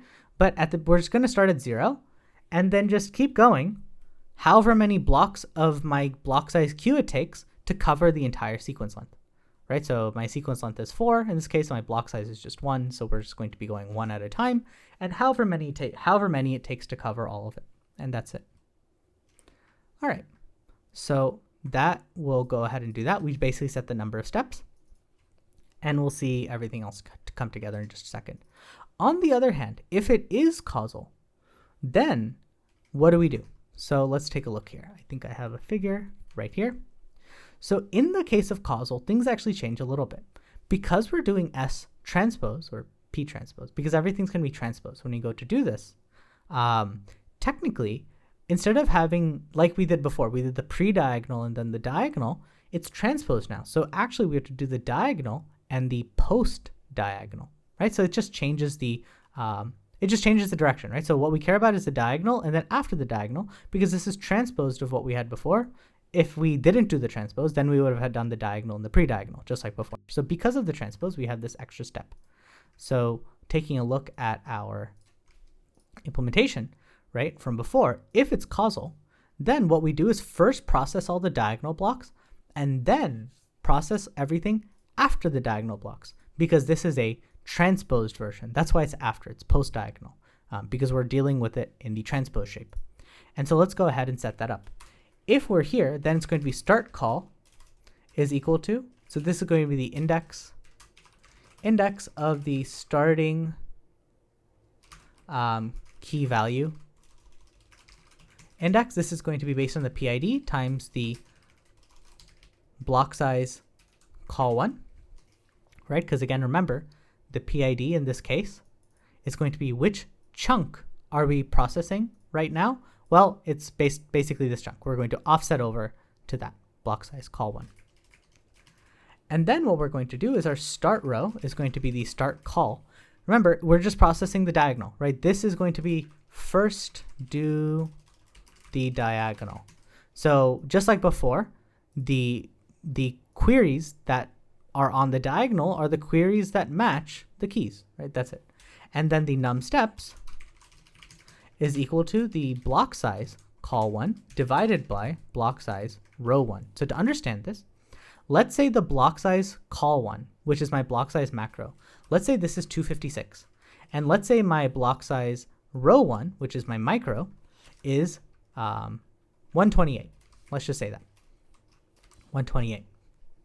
This means I'm processing, remember the diagonal block must be a square, right? It's essentially just a square. So essentially we're processing, let's say we're processing this chunk right here. So let me put this back in presentation mode. Let's say we're processing these 4 values right here in the diagonal. So we have a block size of 2 in the keys values because it's transpose, and then a block size of 1 in the queries. And in this situation, essentially, all we need to do is make sure that we loop through enough block size queries to get through the full thing. So if I know that this is a 2 by 2 square because I have 2 key values in this block, but I'm only processing the queries one at a time, I need to loop through twice so I can process the first one and then the second one so I can finish that full block, right? The square block essentially. Let's see if I have another. I don't think I have another figure for that. So yeah, it's basically just that. But yeah, so again, more details in that previous video if you want to take a look, but that's the main idea. I have however many queries I'm processing at a time. I need to go through enough to actually process all of them in this square, right? In this square. So in the same way, if my block size was 3, right? If my block size was 3, so then I'd be processing all 3 of these keys and values in this dimension, and my block size q is 1, I need to loop through them 3 times to complete the full block. And that's essentially it. So let's go ahead and write. So that's basically what this is. How many steps do I need to take to cover just the diagonal block, right? This is only for the diagonal. So this is my starting position for my key values. This is my starting position for my queries, which should start exactly where the key values go. And then I just keep looping through however many times I need to cover that area. So essentially, if I have 256 key values, I need to process the corresponding 256 queries, but I'm only processing 128 queries at a time. So I need to divide, and that tells me, oh, I need to take 2 steps. If this was 64, then I need to process 4 chunks of queries, each of size 64, to process the entire 256 queries that correspond to this key value. So that's what this is. In the same way, if we're not doing causal, then none of this matters, right? The starting row is just go ahead and the queries start at the beginning. The queries end wherever the keys and values, our keys and values, we attend with the keys and values that, that this specific worker is responsible for. And then we just loop through the entire sequence length for that chunk. And that's essentially it. So again, I would highly recommend either watch that previous video or just draw it out. But it's the same logic as before. If we're causal, we have either diagonal blocks or we have our post diagonal blocks, and then the ranges are going to be both of those. Otherwise, we're just going to process everything from 0 to sequence length in full. And when we do process things from 0 to sequence length, from like Q start range, Q end range, pass type, and Q ranges, we're going to be processing these query ranges, 0 to sequence length, in block size Q numbers. And that's why we've gone ahead and just done that ahead of time. Doing the cdiv between sequence length and block size row 1 is going to tell me how many blocks, how many steps will it take for me to basically do this. So instead of doing range, it's like doing our sequence length divided by block size Q, and we do for I in range ceiling division of sequence length divided by block size Q. So it's doing exactly the same thing as what this code is doing here. So please just make sure you're comfortable with that. Let's keep going. So we're going to do our offsets. Call 1 is equal to the start call plus TL dot a range 0 to block size call 1. This is going to say this is us loading our keys and values, but instead of doing QK transpose, like I said, we're going to be doing KQ transpose to get the opposite direction, but it's all the same in the end. And this is again because our DV is P transpose. It's P transpose. So we just need to go ahead and do that. So this is going to be our offsets for which key values, what KV are we interested in? right? And we need to make sure that we don't grab any invalid key value positions, right? So that's going to be our KV offsets. Let's make it uppercase. Offsets is equal to our offsets. And here's the first part, offsets call 1. None times stride k len plus offsets embed none times stride k embed. So that's going to go ahead and get our offsets, and then our KV mask is going to be equal to the offsets call 1 less than the sequence length. So this is going to go ahead and grab what chunk of the sequence length are we grabbing and what chunk of the embedding dimension are we grabbing. And again, we're just doing it as the column vector, row vector kind of situation. And then the mask is go ahead and just like mask out any positions that are just invalid in general. So we can then go ahead and actually load our data. So let's go ahead and do that. Right, grab our keys and values. We add the 1 extra dimension here because we have to broadcast over the embedding dimension and fill invalid values with 0. That's going to go ahead and load our keys and values. And we can just go ahead, just like we prescaled our queries, we can prescale our keys instead in this case, because that's what we're going to grab now, and then we're going to be looping through the queries and looping through the queries afterwards. So to avoid essentially multiplying by something over and over again in a loop, let's just pre-multiply it once right here, and we're done. And this will go ahead and prescale it, and we're good to go. We need to create some empty tensors, so let's go back right here.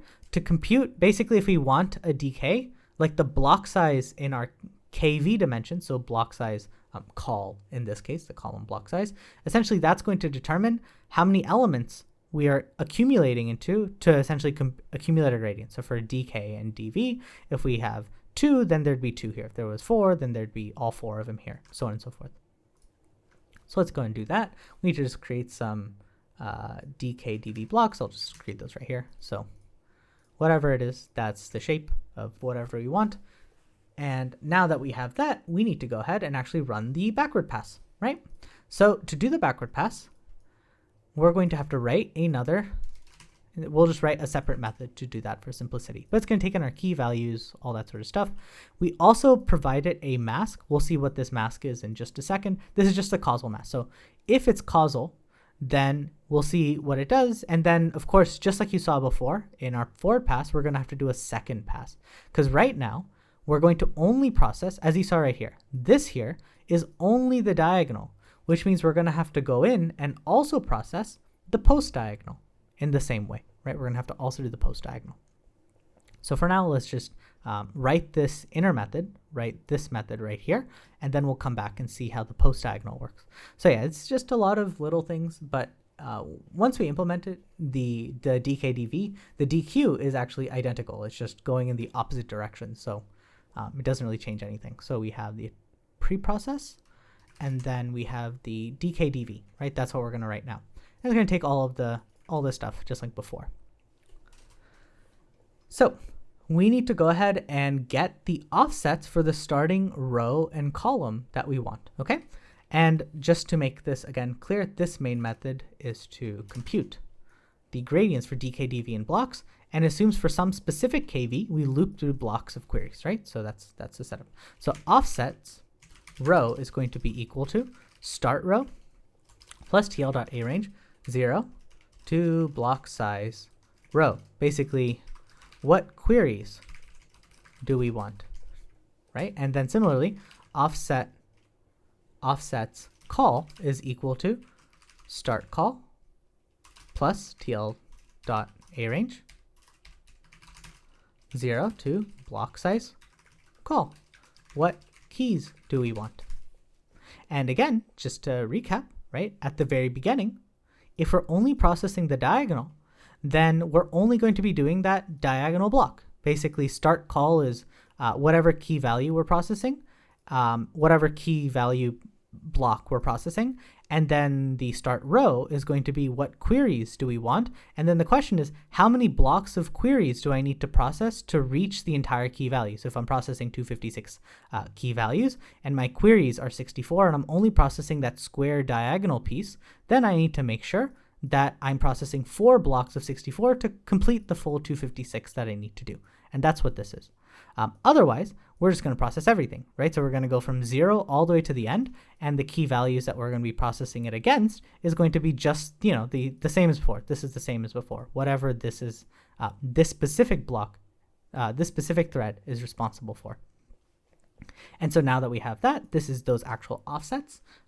At the beginning, if it's diagonal, then this is immediately, basically our queries will just jump straight to the diagonal. If it's full attention, then we're only going to be starting from the, we'll start from the beginning and just loop through everything.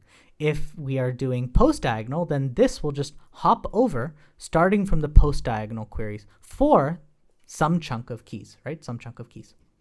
And so let's go ahead and do that. Also, we have our offsets embed is equal to tl.arange 0 to headdim. And now we can go ahead and do qt offsets is going to be, so this is going to be, we're going to be doing kq transpose, right? The opposite. So it's going to be offsets embed. So like I said before, if we flip the strides, we also essentially transpose the matrix. So we're going to do the embed dimension first, and then the sequence length dimension after. Remember, this is batch by head by sequence length by embed dim. So we're going to do embed dimension first and then sequence length dimension after, and that gives us our transpose. So let's just take a look here. To do this, we do the offsets embed first and then the offsets row for the sequence length. That's this. So that's going to go ahead and grab Q, but the transpose version because we flipped it around. To do DO, we don't need the transpose of DO, we just need the DO. And so we're just going to do this standard way. Grab the chunk of the sequence length we want, grab all of the embedding dimension, so on and so forth. And now we're going to do for blank in range num steps. How many steps do we need to do? And that kind of depends. If we're processing all the queries for this chunk of key and values, so like for this key and value, are we processing all of the queries? Are we only processing just the diagonal one? Are we processing just the post diagonal one? Like, what are we doing? And so that's essentially what this setup is, right? So in the case of the diagonal, it would just be this one. And then the post diagonal would be everything else. And it would just be everything if it was everything, right? So that's okay. So that's however many steps I need. And the number of steps is, again, pre-calculated right here, right? If we are, I'm just trying to be very clear about this because it is, I think, the most confusing part of this implementation. So again, the number of steps we need is based on the causality type. If we're just doing the diagonal, we have a square diagonal of 256 by 256. We need to do all 256 by 256, but in chunks of 64. So we need to do 4 steps of 64 to do all 256. So we can attend all 256 queries to all 256 key values, but again, in chunks of 64 rather than all at once. If we're doing everything, then we're just going to process all of the sequence length in chunks of 64, and that's it. And if we do post diagonal, it'll be the same thing, but we haven't done the indexing for that yet. So we'll see that in just a little bit later. So again, for num steps, mask Q is going to be offsets row less than sequence length, right? So make sure we don't grab any invalid query positions. Q transpose block is equal to tl.load Q pointer plus Q transpose offsets. Mask is mask Q. And then other is 0. Just go ahead and load and just make sure we don't grab anything invalid. Now, one thing to keep in mind, notice that the none is at the beginning because Q transpose is embed dim by sequence length. We're going to add the dummy dimension, our broadcast dimension 1 to the embedding dim. So this is going to be E by S. Add the broadcasting dimension here because our mask Q is just S. So we're going to make it from S to 1 by S. So 1 will broadcast over E. And now that we have that, let's go ahead and load all the corresponding data. So we can just paste this in as well. Go ahead, load our M block, load our DO, load D. All of that is the same. DO is also, it's going to be S by E. And that's why the mask Q, we put the broadcasting dimension second, just like we normally do before, because this is the normal S by E shape. This is S by E. And then our M pointer, right, we're just going to go ahead and offset over to the correct, remember this is going to be essentially batch by head by sequence length. And so we're offsetting over to the correct batch head. So it's just, it's going to be a single value, for whatever we want along the sequence length. So that's all it is. Good, so this is going to be essentially just S right there. and so on and so forth. So, and the D will be exactly the same thing, right? And we're just going to put 0 for the invalid values. Now we can go ahead and compute our S transpose. So ST block is going to be TL dot dot K Q transpose block. And so this, just to make sure the shape is all clear, it's going to be macro by E multiplied by an E by micro, giving a macro by micro block. That's what this is going to be. And that's exactly what we did right here. K times Q transpose. And so now that we've done that, we have, remember, we have S, and S is the transpose of the raw outputs of QK transpose, right? What we had. But what we really need is the probabilities. We don't really care about this right now. And if we need the probabilities, we can quickly use that LogSumExp trick to quickly recover the softmax values without explicitly doing the whole online softmax stuff again, right? So that's the key trick right here. We can do that right here. And so to do that, we can do essentially this right here. P transpose, again, still transpose, but it doesn't change anything. tl.math.exp2 S transpose block minus M block none. And there we go. Right, that's our formula for the entire, for doing the online softmax, or basically recovering, and that's going to look like this. It's going to be just like this, block size KV by block size Q in this case, right? So hopefully that makes sense, right? So this is us recovering the softmax, the actual probabilities very quickly. And now that we have that, we have to do a couple of masks. First, if mask. So this mask refers to the causal mask. And the causal mask, if you remember, on the diagonal, we're first doing the diagonal. And then we're going to do the post-diagonal, right? So diagonal first, post-diagonal after. And so when we're doing the diagonal stuff, this diagonal block has some invalid values. And we need to make sure we mask those out. And so let's do it exactly the same way that we've done before. Our mask block is equal to, and here's the difference, offset call none. It's going to be less than or equal to offsets row none. Okay. Now, what changed from here and before? Let's just double check. So we did this up here in the forward inner, I believe. Here we go. So before, we did offset Q greater than or equal to KV indices, right? So basically, we're making sure which queries are bigger than the keys, and this created a block size Q by block size KV matrix, right, of masks, and that's fine. But because we're doing the transpose now, so it's backwards, we're doing call by row, essentially block size Q, block size KV, but we're checking it in the other direction. Right, so this is we've essentially just found we're just doing the transpose, because again, everything we are doing needs to be in terms of the transpose of the matrix. So we want the upper triangle. So let me just paste this little comment in right here, just to make it clear. Because our P is transposed here, if causal in the forward pass, then only the lower triangle matters. This means in the backward pass, only the lower triangle matters because it's transposed, and we want the upper triangle instead. Right, we want the upper triangle. That's it. It's just flipped around. It's changed nothing. Right, it's all the same. It's just now we're comparing our, this is now a n by 1 column vector with this row vector. It's all the same. It's just flipped around, right? So hopefully that makes sense. P transpose block is equal to tl.where mask block pt block. And these are invalid positions. They should contribute nothing to the gradient. And so we just fill them with 0 because they have no gradient. They should have no gradient information. In exactly the same way, we also have our, here, I'll just paste this in just so it's clear. So yeah, we have this right here, where we're going to go ahead and just get the transpose of the mask that we need and fill it in. And then if we're doing custom masks, it's exactly the same thing. But now we're just going to, again, we're going to treat the row as a, offsets row. This is going to go ahead and grab this as a 1 by n. So this is going to be a row vector. This is a column vector, and we're just going to do exactly the same thing. So as you can see right here, offset row none, offset call none, offset call none. It's the same thing, but this mask offset is just the transpose of the mask that we care about, right? So this is all that's changing. Again, we kind of have conveniences here, but when we did this in the attention implementation, it was exactly the same thing. KV indices less than or equal to Q indices gives a block size KV by block size Q matrix. And that's exactly what these are going to give, block size KV by block size Q. And that's because we want this to be the transpose of the matrix that we care about. Because again, let's just make sure we're super clear about this, because these are, again, little details.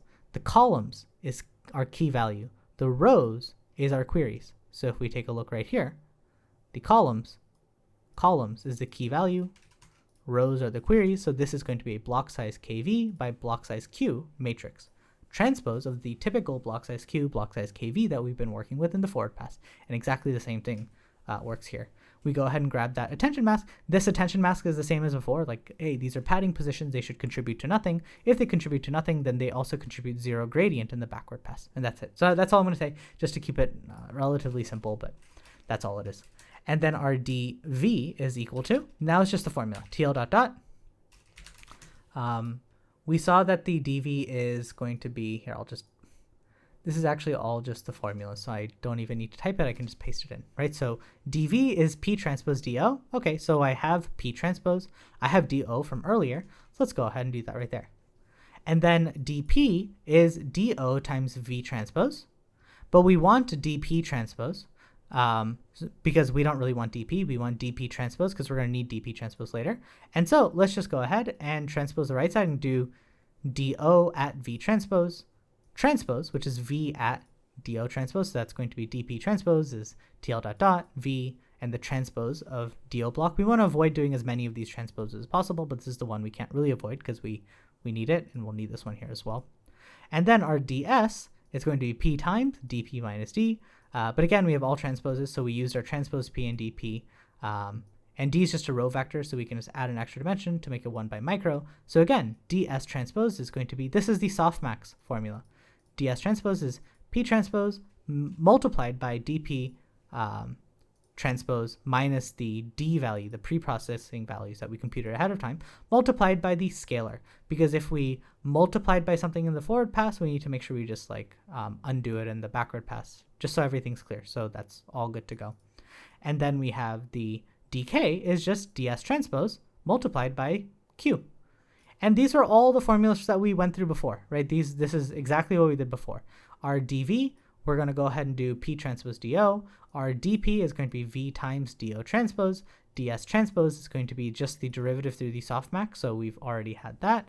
And then our ds transpose is going to be ds times ln2. This accounts for the ln2 factor from exp2 versus exp. So this just adjusts for the scale. So everything, so if you multiply by a factor, we just want to undo it. And then we compute dk, which is dk is ds transpose multiplied by q. dk is ds transpose multiplied by q. And because we don't have q, because we have q transpose, which is what we created ahead of time, we have to do the transpose of q transpose to get q. So hopefully this makes sense. And then, of course, we go ahead and then advance our row to the next chunk of queries that we want to offset to. So offset row gets moved over, q gets moved over, and do gets moved over. And we're done, right? And that's essentially it. That's our dk-dv. It looks complicated, but it's really not. Like it's really just doing what we saw in this code right here, right? So now that we have all of that, right, that's our dk-dv. Let's go ahead and wrap up this function here. Because remember, if we are in causal, which was right here, this right now would only process the diagonal block. These are the indexes specifically for the diagonal, which means we still have to do the indexes for the post diagonal. And luckily, that's not very challenging, so we can go ahead and do that. So let's take a look right here. 1 second. Here we go. We're going to do if causal is 1, and actually I have a, this will probably help explain what's going on a little bit clearer. So let's just make it clear. So let's say this is our matrix, our attention matrix, and each of these are blocks. So let's say, you know, there's multiple values inside of each of these are like a 3 by 3 block or something like that. B00, B11, B22, and B33 are my diagonal blocks, right? Those are my diagonal blocks. And essentially what we're doing is this is my query. So this is not transposed. This is my query dimension. These are my key dimensions, right? So going down this direction is queries, going down this direction is keys.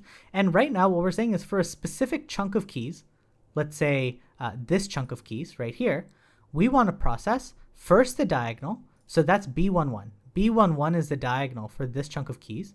But then we also need to do the post diagonal. So for this chunk of keys, we also need to go in and do B21 and B31, right? Those are the post diagonal. And so in this case, it's not transposed. If we go back to our figure right here, it is transposed. So basically for like this chunk of, for some chunk of keys and values here, we have the diagonal value and then the post diagonal is like going to the right. But it doesn't really matter, right? Whether or not it's transposed is the same thing. So in this figure, we have our S here as transpose. So it's basically start at the diagonal and then go right if it's transposed. If it's not transposed, like we have in this figure right here, it's going to be start at the diagonal and then work your way down. But that's it. So essentially, each thread here processes a column. As we pick a specific key value, we can loop through the queries. This means if we are causal, we also need to go ahead and basically loop through B21 and B31 as well. As for some key value here, these are all valid causal positions that contribute to the gradient, and we need to include them. And again, in this figure, it's going down because this is the standard attention shape. But in the other figure that I have, this is transposed, so it would be like going from here and then like going to the right, essentially. But it's all the same thing, right? As long as we get the indexes correct, then it doesn't matter. And so, well, how we're going to do this is this. Our start row, which, so let's remind ourselves again. The rows, in this case, is the queries, and the key values are, you know, the calls. And so the start row right now is here on the diagonal, right? Whichever query is on the diagonal.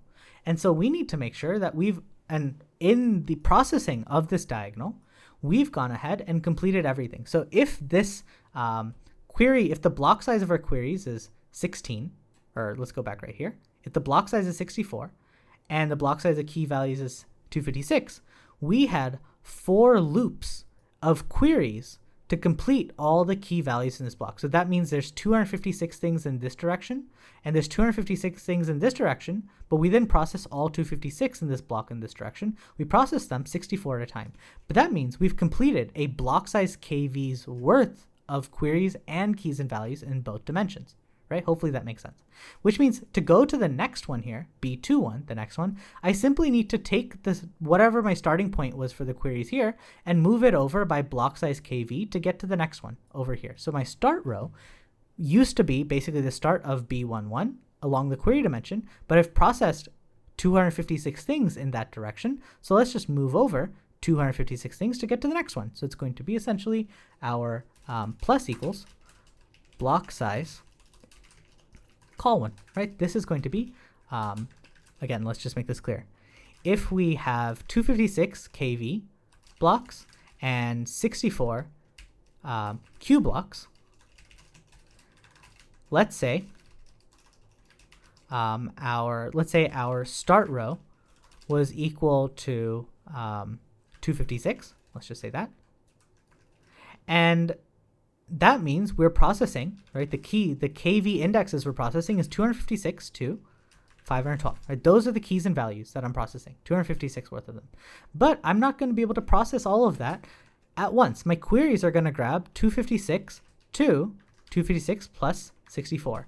And then we're going to go from 256 plus 64 to 256 plus 128. And then we're going to go from 256 plus 128 to 256 plus 196.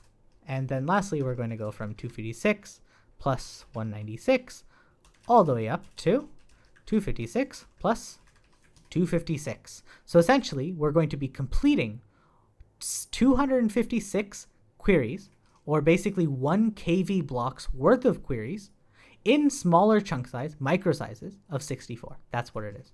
And so essentially, we need to make sure that we've completed everything from 256 to 512, which means the next block of queries, this one right here, this is essentially 256 to 512.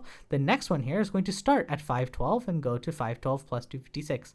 And then this one here is going to go from 1024 to 1024 plus 256. So hopefully that makes sense. So that's our starting row. just offset over by 1. But here's the trick. So n_adjust is going to be tl.cdiv, sequence length, block size, call 1 times block size call 1. So this is saying how many block sizes of kv does it take to run across the whole sequence. This is everything, right? From basically, in this case, it would be 4, right? So block size kv, there's 4 of them in this case, in this direction. So it would take 4 of them to cover everything. But I don't need everything. I just need b21 and b31. So n_adjust is simply how many key value block sizes worth of blocks do I need to cover the entire sequence, and then I just multiply by block size call 1, and this gives me the total number of time steps that I need. It may, it might spill over because it may not be perfectly divisible, but we handle that with masking anyway in our implementation above, so it didn't really matter. And then our num steps is going to be equal to n_adjust minus the start row divided by integer division by block size row 1. And that's it. How many steps do I need to basically complete? So essentially think about it this way. Let's pretend everything is nicely divisible. Each of these things have 256, 512, so 256 times 4, right? 1024. It's 1024 things right here. So we have L is 1024. And what we're doing here is checking, okay, if block size call 1 is 256, how many do I need to do? So that's going to be L 1024 divided by 256. That's going to give me 4. It's going to take 4 complete runs, basically 4 complete blocks to do all of this out. And this is cdiv, it's ceiling div. So if this was 1025, then this would be 1025 and this would become 5, right? Because there'd be extra. But for now, just for simplicity, we'll keep it nice and even. 4. And then we're going to do 4 times the block size. And this is going to put us back at 1024. In the same way, if we had done 1025 divided by 256, that would have given us 5 times 256, and that would have been 1024 plus 256. Like there'd be an extra one right there because we'd have extra positions. And so this tells me how many total positions do I need to just cover everything. Start row is, in this case, 256. How many positions have I of everything? How many positions have I already completed? Well, I've completed 256. If I've already gotten here, I've already done everything from 256 to 512. And so now the question is, well, if I've already done this much, right? So start row, I've already offset it to become 512. So I need to go from 512 to the end. Well, what's the end? The end is going to be this value right here, what we just computed. In this case, 1024 plus 256. That's the end. And I've already done 512. So I can just do 1024 plus 256 minus 512. That's what I've already done. And then I'm going to process all of these positions in chunks of block size row 1, which was 64 to begin with. So basically it says, how many small chunks of queries do I need to process the rest of this sequence? I hope that makes sense, right? So again, that should be a little bit clearer from what we had done last time, but we did exactly the same logic. We did exactly the same logic right here, right? To essentially compute our ranges of what we're computing on. We had to do this way, right? Number of steps. All right. And that gives us everything we need, and we can go ahead and then rerun our pass. So there we go. So if causal is 1, offset the starting point to 1 block's worth of key values, compute the total number of steps with extra if we have to spill over because the sequence length may not be perfectly divisible, and then just subtract how many steps have I already completed, like where I'm starting from, and how many steps do I need to take in total. Well, that's how many time steps I need to process now. But I'm not going to process all of them at once. I'm going to process them in chunks of block size row 1. And that's the key idea. And then the backward pass, again, we're just going to go ahead and rerun everything exactly how we had done before. The only difference now being our mask is false. The reason the mask is false here is because, first of all, in the first pass, if we are not causal, then the mask is false. If we're not causal, the mask is false, because if we're not causal, everything is a valid position. There's nothing to mask. We're good to go. If we are causal, then we do a mask is true, because if we're causal and we're only processing the diagonal values, like we saw, diagonal blocks have invalid positions in them. So we have to make sure we account for that.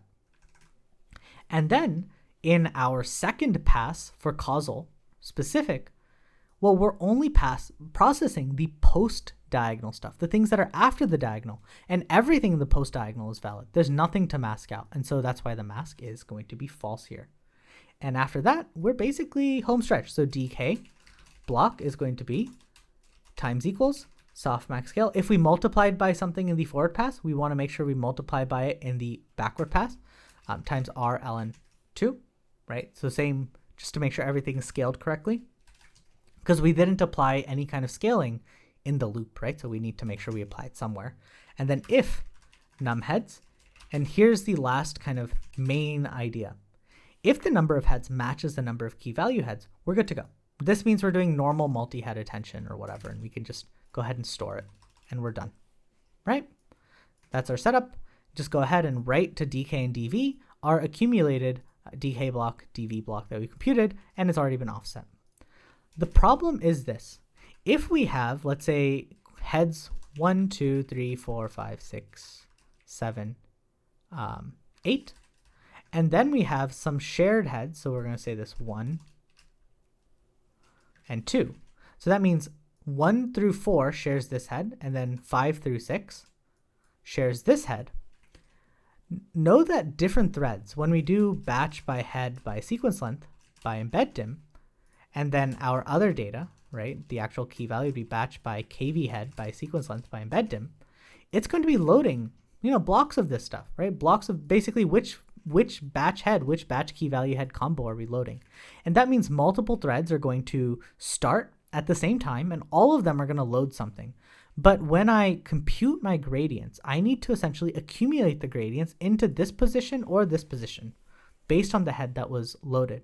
And now we're going to face race conditions, because multiple things are going to try to write. If I just leave it like this, right now, basically multiple things loaded the same head, right? There could be multiple threads that have started up, and many threads could have loaded exactly the same head. Like 5 different threads could have loaded this specific key value head. So when I go to write dk and dv, all of them are going to try to write to this position at the same time.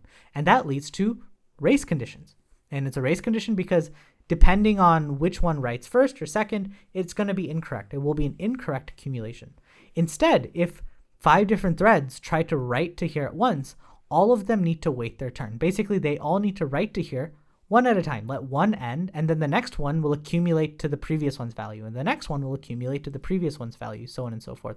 And so this is the same race condition that we talked about, for example, in the layer normalization, where in layer norm, many things are going to be writing to like the weight matrix of the layer normalization, like all at the same time. And so we can't let them all write at the same time because there would be race conditions, but we can let them write all one at a time. And the way we dealt with this is the atomic sum, right? So otherwise, we do exactly the same thing.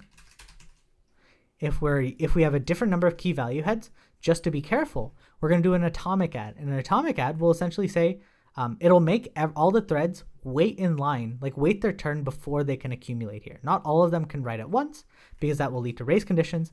Like depending on which one writes first or second will change the results. This way, everything has to wait in line and accumulate one at a time, which is more correct. And that's it. And that is our dk dv, right? So hopefully that made sense. I was a little bit, I tried to be a little bit clear about some of these annoying little indexing details, but that hopefully makes sense. So it's again, it's very close to what we had done here, right? So just again, if this makes sense, then it's basically what's going on. All right, so that's dk dv. Now we have to do dq. And this will be a lot of the same code, which means I'm not going to be writing any of it. I'm just going to tell you it because it's all the same.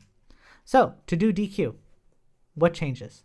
Well, not much. First, instead of now my block size macro is going to be my queries, and we're going to loop through the keys and values in block size micro. So that's one thing. That's one thing that changes. Everything else about processing the diagonal blocks versus the non-causal stuff, all of that's the same. We need to go ahead and compute our offsets. That's the same. Mask out any invalid queries. That's the same. We're going to load some queries. We're going to pre-scale them. We're going to then go ahead and cast it. We're going to load the gradients for that specific block, the DO block that we want to grab from. We have our M block as well, right? The LogSumExp values. And then we're going to create a tensor for DQ to store that information in. And let's just quickly take a look right here. To compute DQ is DS mapmold with K, right? And it's the same setup. Essentially, we're going to loop through the keys and values for this specific query, right? So for a block of queries, we're going to loop through a bunch of keys and values, but nothing else really changes practically. So this attention backward DQ method, a lot of it is exactly the same. So first, nothing actually really changes. It's all exactly the same. So let's just first look at the attention backward DQ, DV, DQ. Here we go. Let's copy you in. Because again, this code is identical to what we had just done with the DKDV, so there's no we could have probably written it all in like one reusable function, but that's fine. So yeah, in DQ, everything else is kind of the same. Basically, we're going to loop through, same compute the gradients, but now we're doing S instead of S transpose, so standard QK transpose, get the LogSumExp trick, mask out anything for causality. The mask in this case, so if we take a look, right, let's look at the mask from earlier. It was offsets call less than or equal to offsets row. Now we're doing our, where is it? Offsets row greater than or equal to offset. So it's just changed the order of it, so the shape is correct, right? So this is now going to be the correct batch size or block size Q by block size KV because we're no longer dealing with anything transposed. We have our custom mask, again, exactly the same thing. This is the same formulation for DQ. So like I mentioned, DQ is equal to DS K, but to get DS, we have to go through that extra effort just like we did before. So we first get DP, which we know is DO V transpose. DS is the derivative through the softmax, and we just multiply by the extra scalar. And then DQ is just DS multiplied by the transpose of K transpose, which is just DS K. And then we advance to the next one and we keep going. This is exactly what we did in our NumPy implementation as well for DQ. We do all of the same things, but yeah, we just grab our DP, we then grad through the softmax, account for the ln2 factor, and then we compute DQ, and we are done, right? So this, again, like I said, once we do one of them, the other one kind of works out in exactly the same way. And let's kind of quickly go through this part right here. So once we do our, so it's the same setup as before. We're going to first process the diagonal or process everything, go ahead and do it. And then after the fact, we're only going to process everything that's left over, basically the post-diagonal, or in this case, it's technically the pre-diagonal because we're no longer dealing with anything transpose, but it's the same idea. Basically, go ahead and start from the beginning and then loop through in block size call numbers until we get to the ending point, which is like where our thing started. So again, looking at this right here, this is the same. This is actually just like the forward pass, essentially. Like if we processed a diagonal value, now we're going to process everything that's just before the diagonal because we're no longer dealing with transpose, right? So do I have a figure for that? Oh, I may not have made it. That's fine. Essentially, we process the diagonal and we're going to process stuff before the diagonal. And this is the same indexing logic as before, where the diagonal, basically the ending point is going to be wherever my diagonal started, and then everything before the diagonal is exactly what we need to process. And that's it. And then we just, again, rescale it and we're good to go. All right, so let's give this a quick test. All right, let's go ahead and run this test. Oh. We should see it be, whoa, it's way off. What could have gone? Oh, yeah. So, of course, if we did causal in the forward, we need to do causal in the backward pass. Otherwise, it doesn't make any sense. Let's check now. And there we go. Yeah, so small errors. And that's essentially it, right? That is our forward and backward pass of flash attention with Triton. Pretty neat, right? That we can go ahead and actually do stuff like this. I do want to make a couple of side comments now that are really important. So let's take a look at the first one. The first thing has to do with performance. So what's cool to see is the forward pass of our Triton flash attention is actually faster than even PyTorch's SDPA, which is really neat to see. This has been well documented as well. If you go look at the original flash attention Git repo, the Triton Git repo, they say exactly the same thing, that the forward pass for Triton is faster than even PyTorch's SDPA, which is good to see. On the other hand, the backward pass for the Triton implementation is unfortunately slower, right? Slower. And so essentially the way to think about it is, or the way they also mentioned it, is that the forward pass is faster, the backward pass is slower, and the forward plus backward pass is faster in SDPA. So PyTorch's SDPA is still faster, but in terms of creating your own custom attention function and things like that, this is really good. Like, it's very promising and it's good enough for what we're trying to accomplish here today. The other thing I want to mention here is if you look in my Git repo, the MyTorch Git repo, you're going to notice actually something. There's a flash attention, but then there's also a flash cross attention. So this is kind of important. So this flash attention, this is basically the implementation we just did. And the thing is that because we know that our attention matrix is square, we can process everything kind of at the same time in pretty simply, right? Basically we do dkdv and we do dq. So if we look at our attention matrix, right, or our backward method, in the backward method, we instantiate some number of workers. Like basically we set a grid, right, to do the backward method.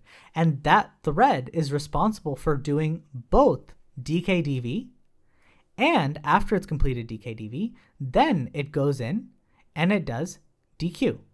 It does both of them. And the reason it can do both of them is because it's a square. The number of keys and values I have and the number of queries I have is kind of all the same, right? It doesn't really matter. What happens if our sequence lengths are not the same? What if Q has a different length than K and V? And this is common in something like cross attention, right? Where you want to cross attend maybe like the queries from like one domain, like I don't know, like images, and cross attend them with another domain like text. In like your generative models, right? Like a generative model, you'd want to cross-attend your text with images so you can like conditionally generate.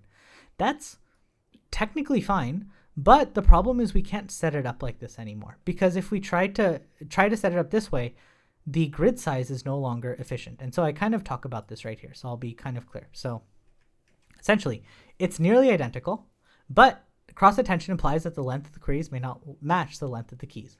And so the main changes are this. Instead of just having a single sequence length for Q and KV, we now have a sequence length Q and sequence length KV. That's one. The second thing we change is the causality. There is no causality in cross-attention. It doesn't make sense for there to be causality in cross-attention. Basically, cross-attend all of this sequence with all of another sequence. And then also, instead of having just an attention backward, inside which we call attention backward DQ and attention backward DKDV, this meant that each thread was responsible for a block of DQ as well as a block of DKDV, and this only works because it was square. But because we have different sequence lengths, we can't just divide our attention matrix into the same number of blocks in each direction. This means we'll either have extra threads that don't do anything in one of the dimensions. Like we have to have enough blocks to cover the bigger one. But if let's say we have 64 blocks that cover the longer dimension, whichever one is longer, whether it be the queries or the keys and values, but we only need like 8 blocks to cover the smaller one, then we're going to end up having 64 minus 8 blocks just doing nothing, right? And this is kind of a waste amount. This is basically wasted effort. Like there's no reason to do that. And so ideally, we can simplify this pretty easily. So all that changes, if we take a look at the code, all the code is exactly the same. But in the backward pass, it looks like this now. So essentially, instead of, we still have the attention forward just like before, that's the same. But now we have, let's find it real quick.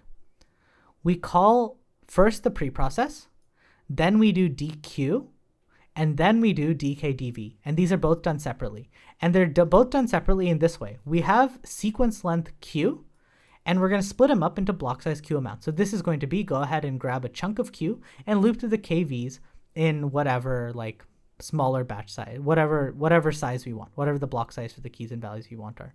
And then to do the DKDV, it's the same thing. We have sequence length KV, chunk it up into block size KV size blocks, and then loop through in that direction. And that's essentially it. That's the main That's the main difference, where instead of having a single backward function that does the dq and dkdv all internally, we now have to do them separately because the grid size changes for each one of them to be most efficient. Otherwise, you'll just end up with a bunch of blocks that don't do anything, or a bunch of threads in your grid that just don't do anything. That's kind of inefficient for the scheduler, right?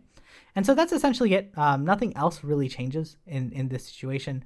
And to actually handle this in my, so again, the MyTorch implementation of flash attention is a little bit more involved because we've been doing everything with PyTorch, but I also integrate it with CuPy, and I have a video on that from earlier where we take a look and see like how we get CuPy to work with Triton. But for the most part, it doesn't really change anything. So basically my flash attention is my own scale.product attention implementation is all the same stuff, but we just go ahead and do a quick sanity check, right? If we're doing self-attention assumes that the lengths are the same. Cross-attention assumes that the lengths are not the same. And so I just call them separately. Either I do SDPA forward or fused cross SDPA forward. Same thing in the backward pass. Either do SDPA backward or fused cross SDPA backward. And then we just accumulate and we're done. So that's kind of how it integrates into the overall MyTorch system, which we won't talk about much more. It is still missing some stuff. Like I do want to add dropout, but I haven't been able to include dropout in a like memory efficient way successfully yet. So maybe sometime in the future. But for now, that's going to be it. This essentially wraps up all the major kernels that we need to do. I think we still have one left. I believe we need to do, let me double check. We still need to implement cross entropy, I believe. And once we get cross entropy done, I think we have everything to start writing the distributed training. That's going to be fun, right? We need to write a DDP system from scratch, built again on top of CuPy's entire like NCCL like interface and things like that. So that's it for this one, and I will see y'all in the next one.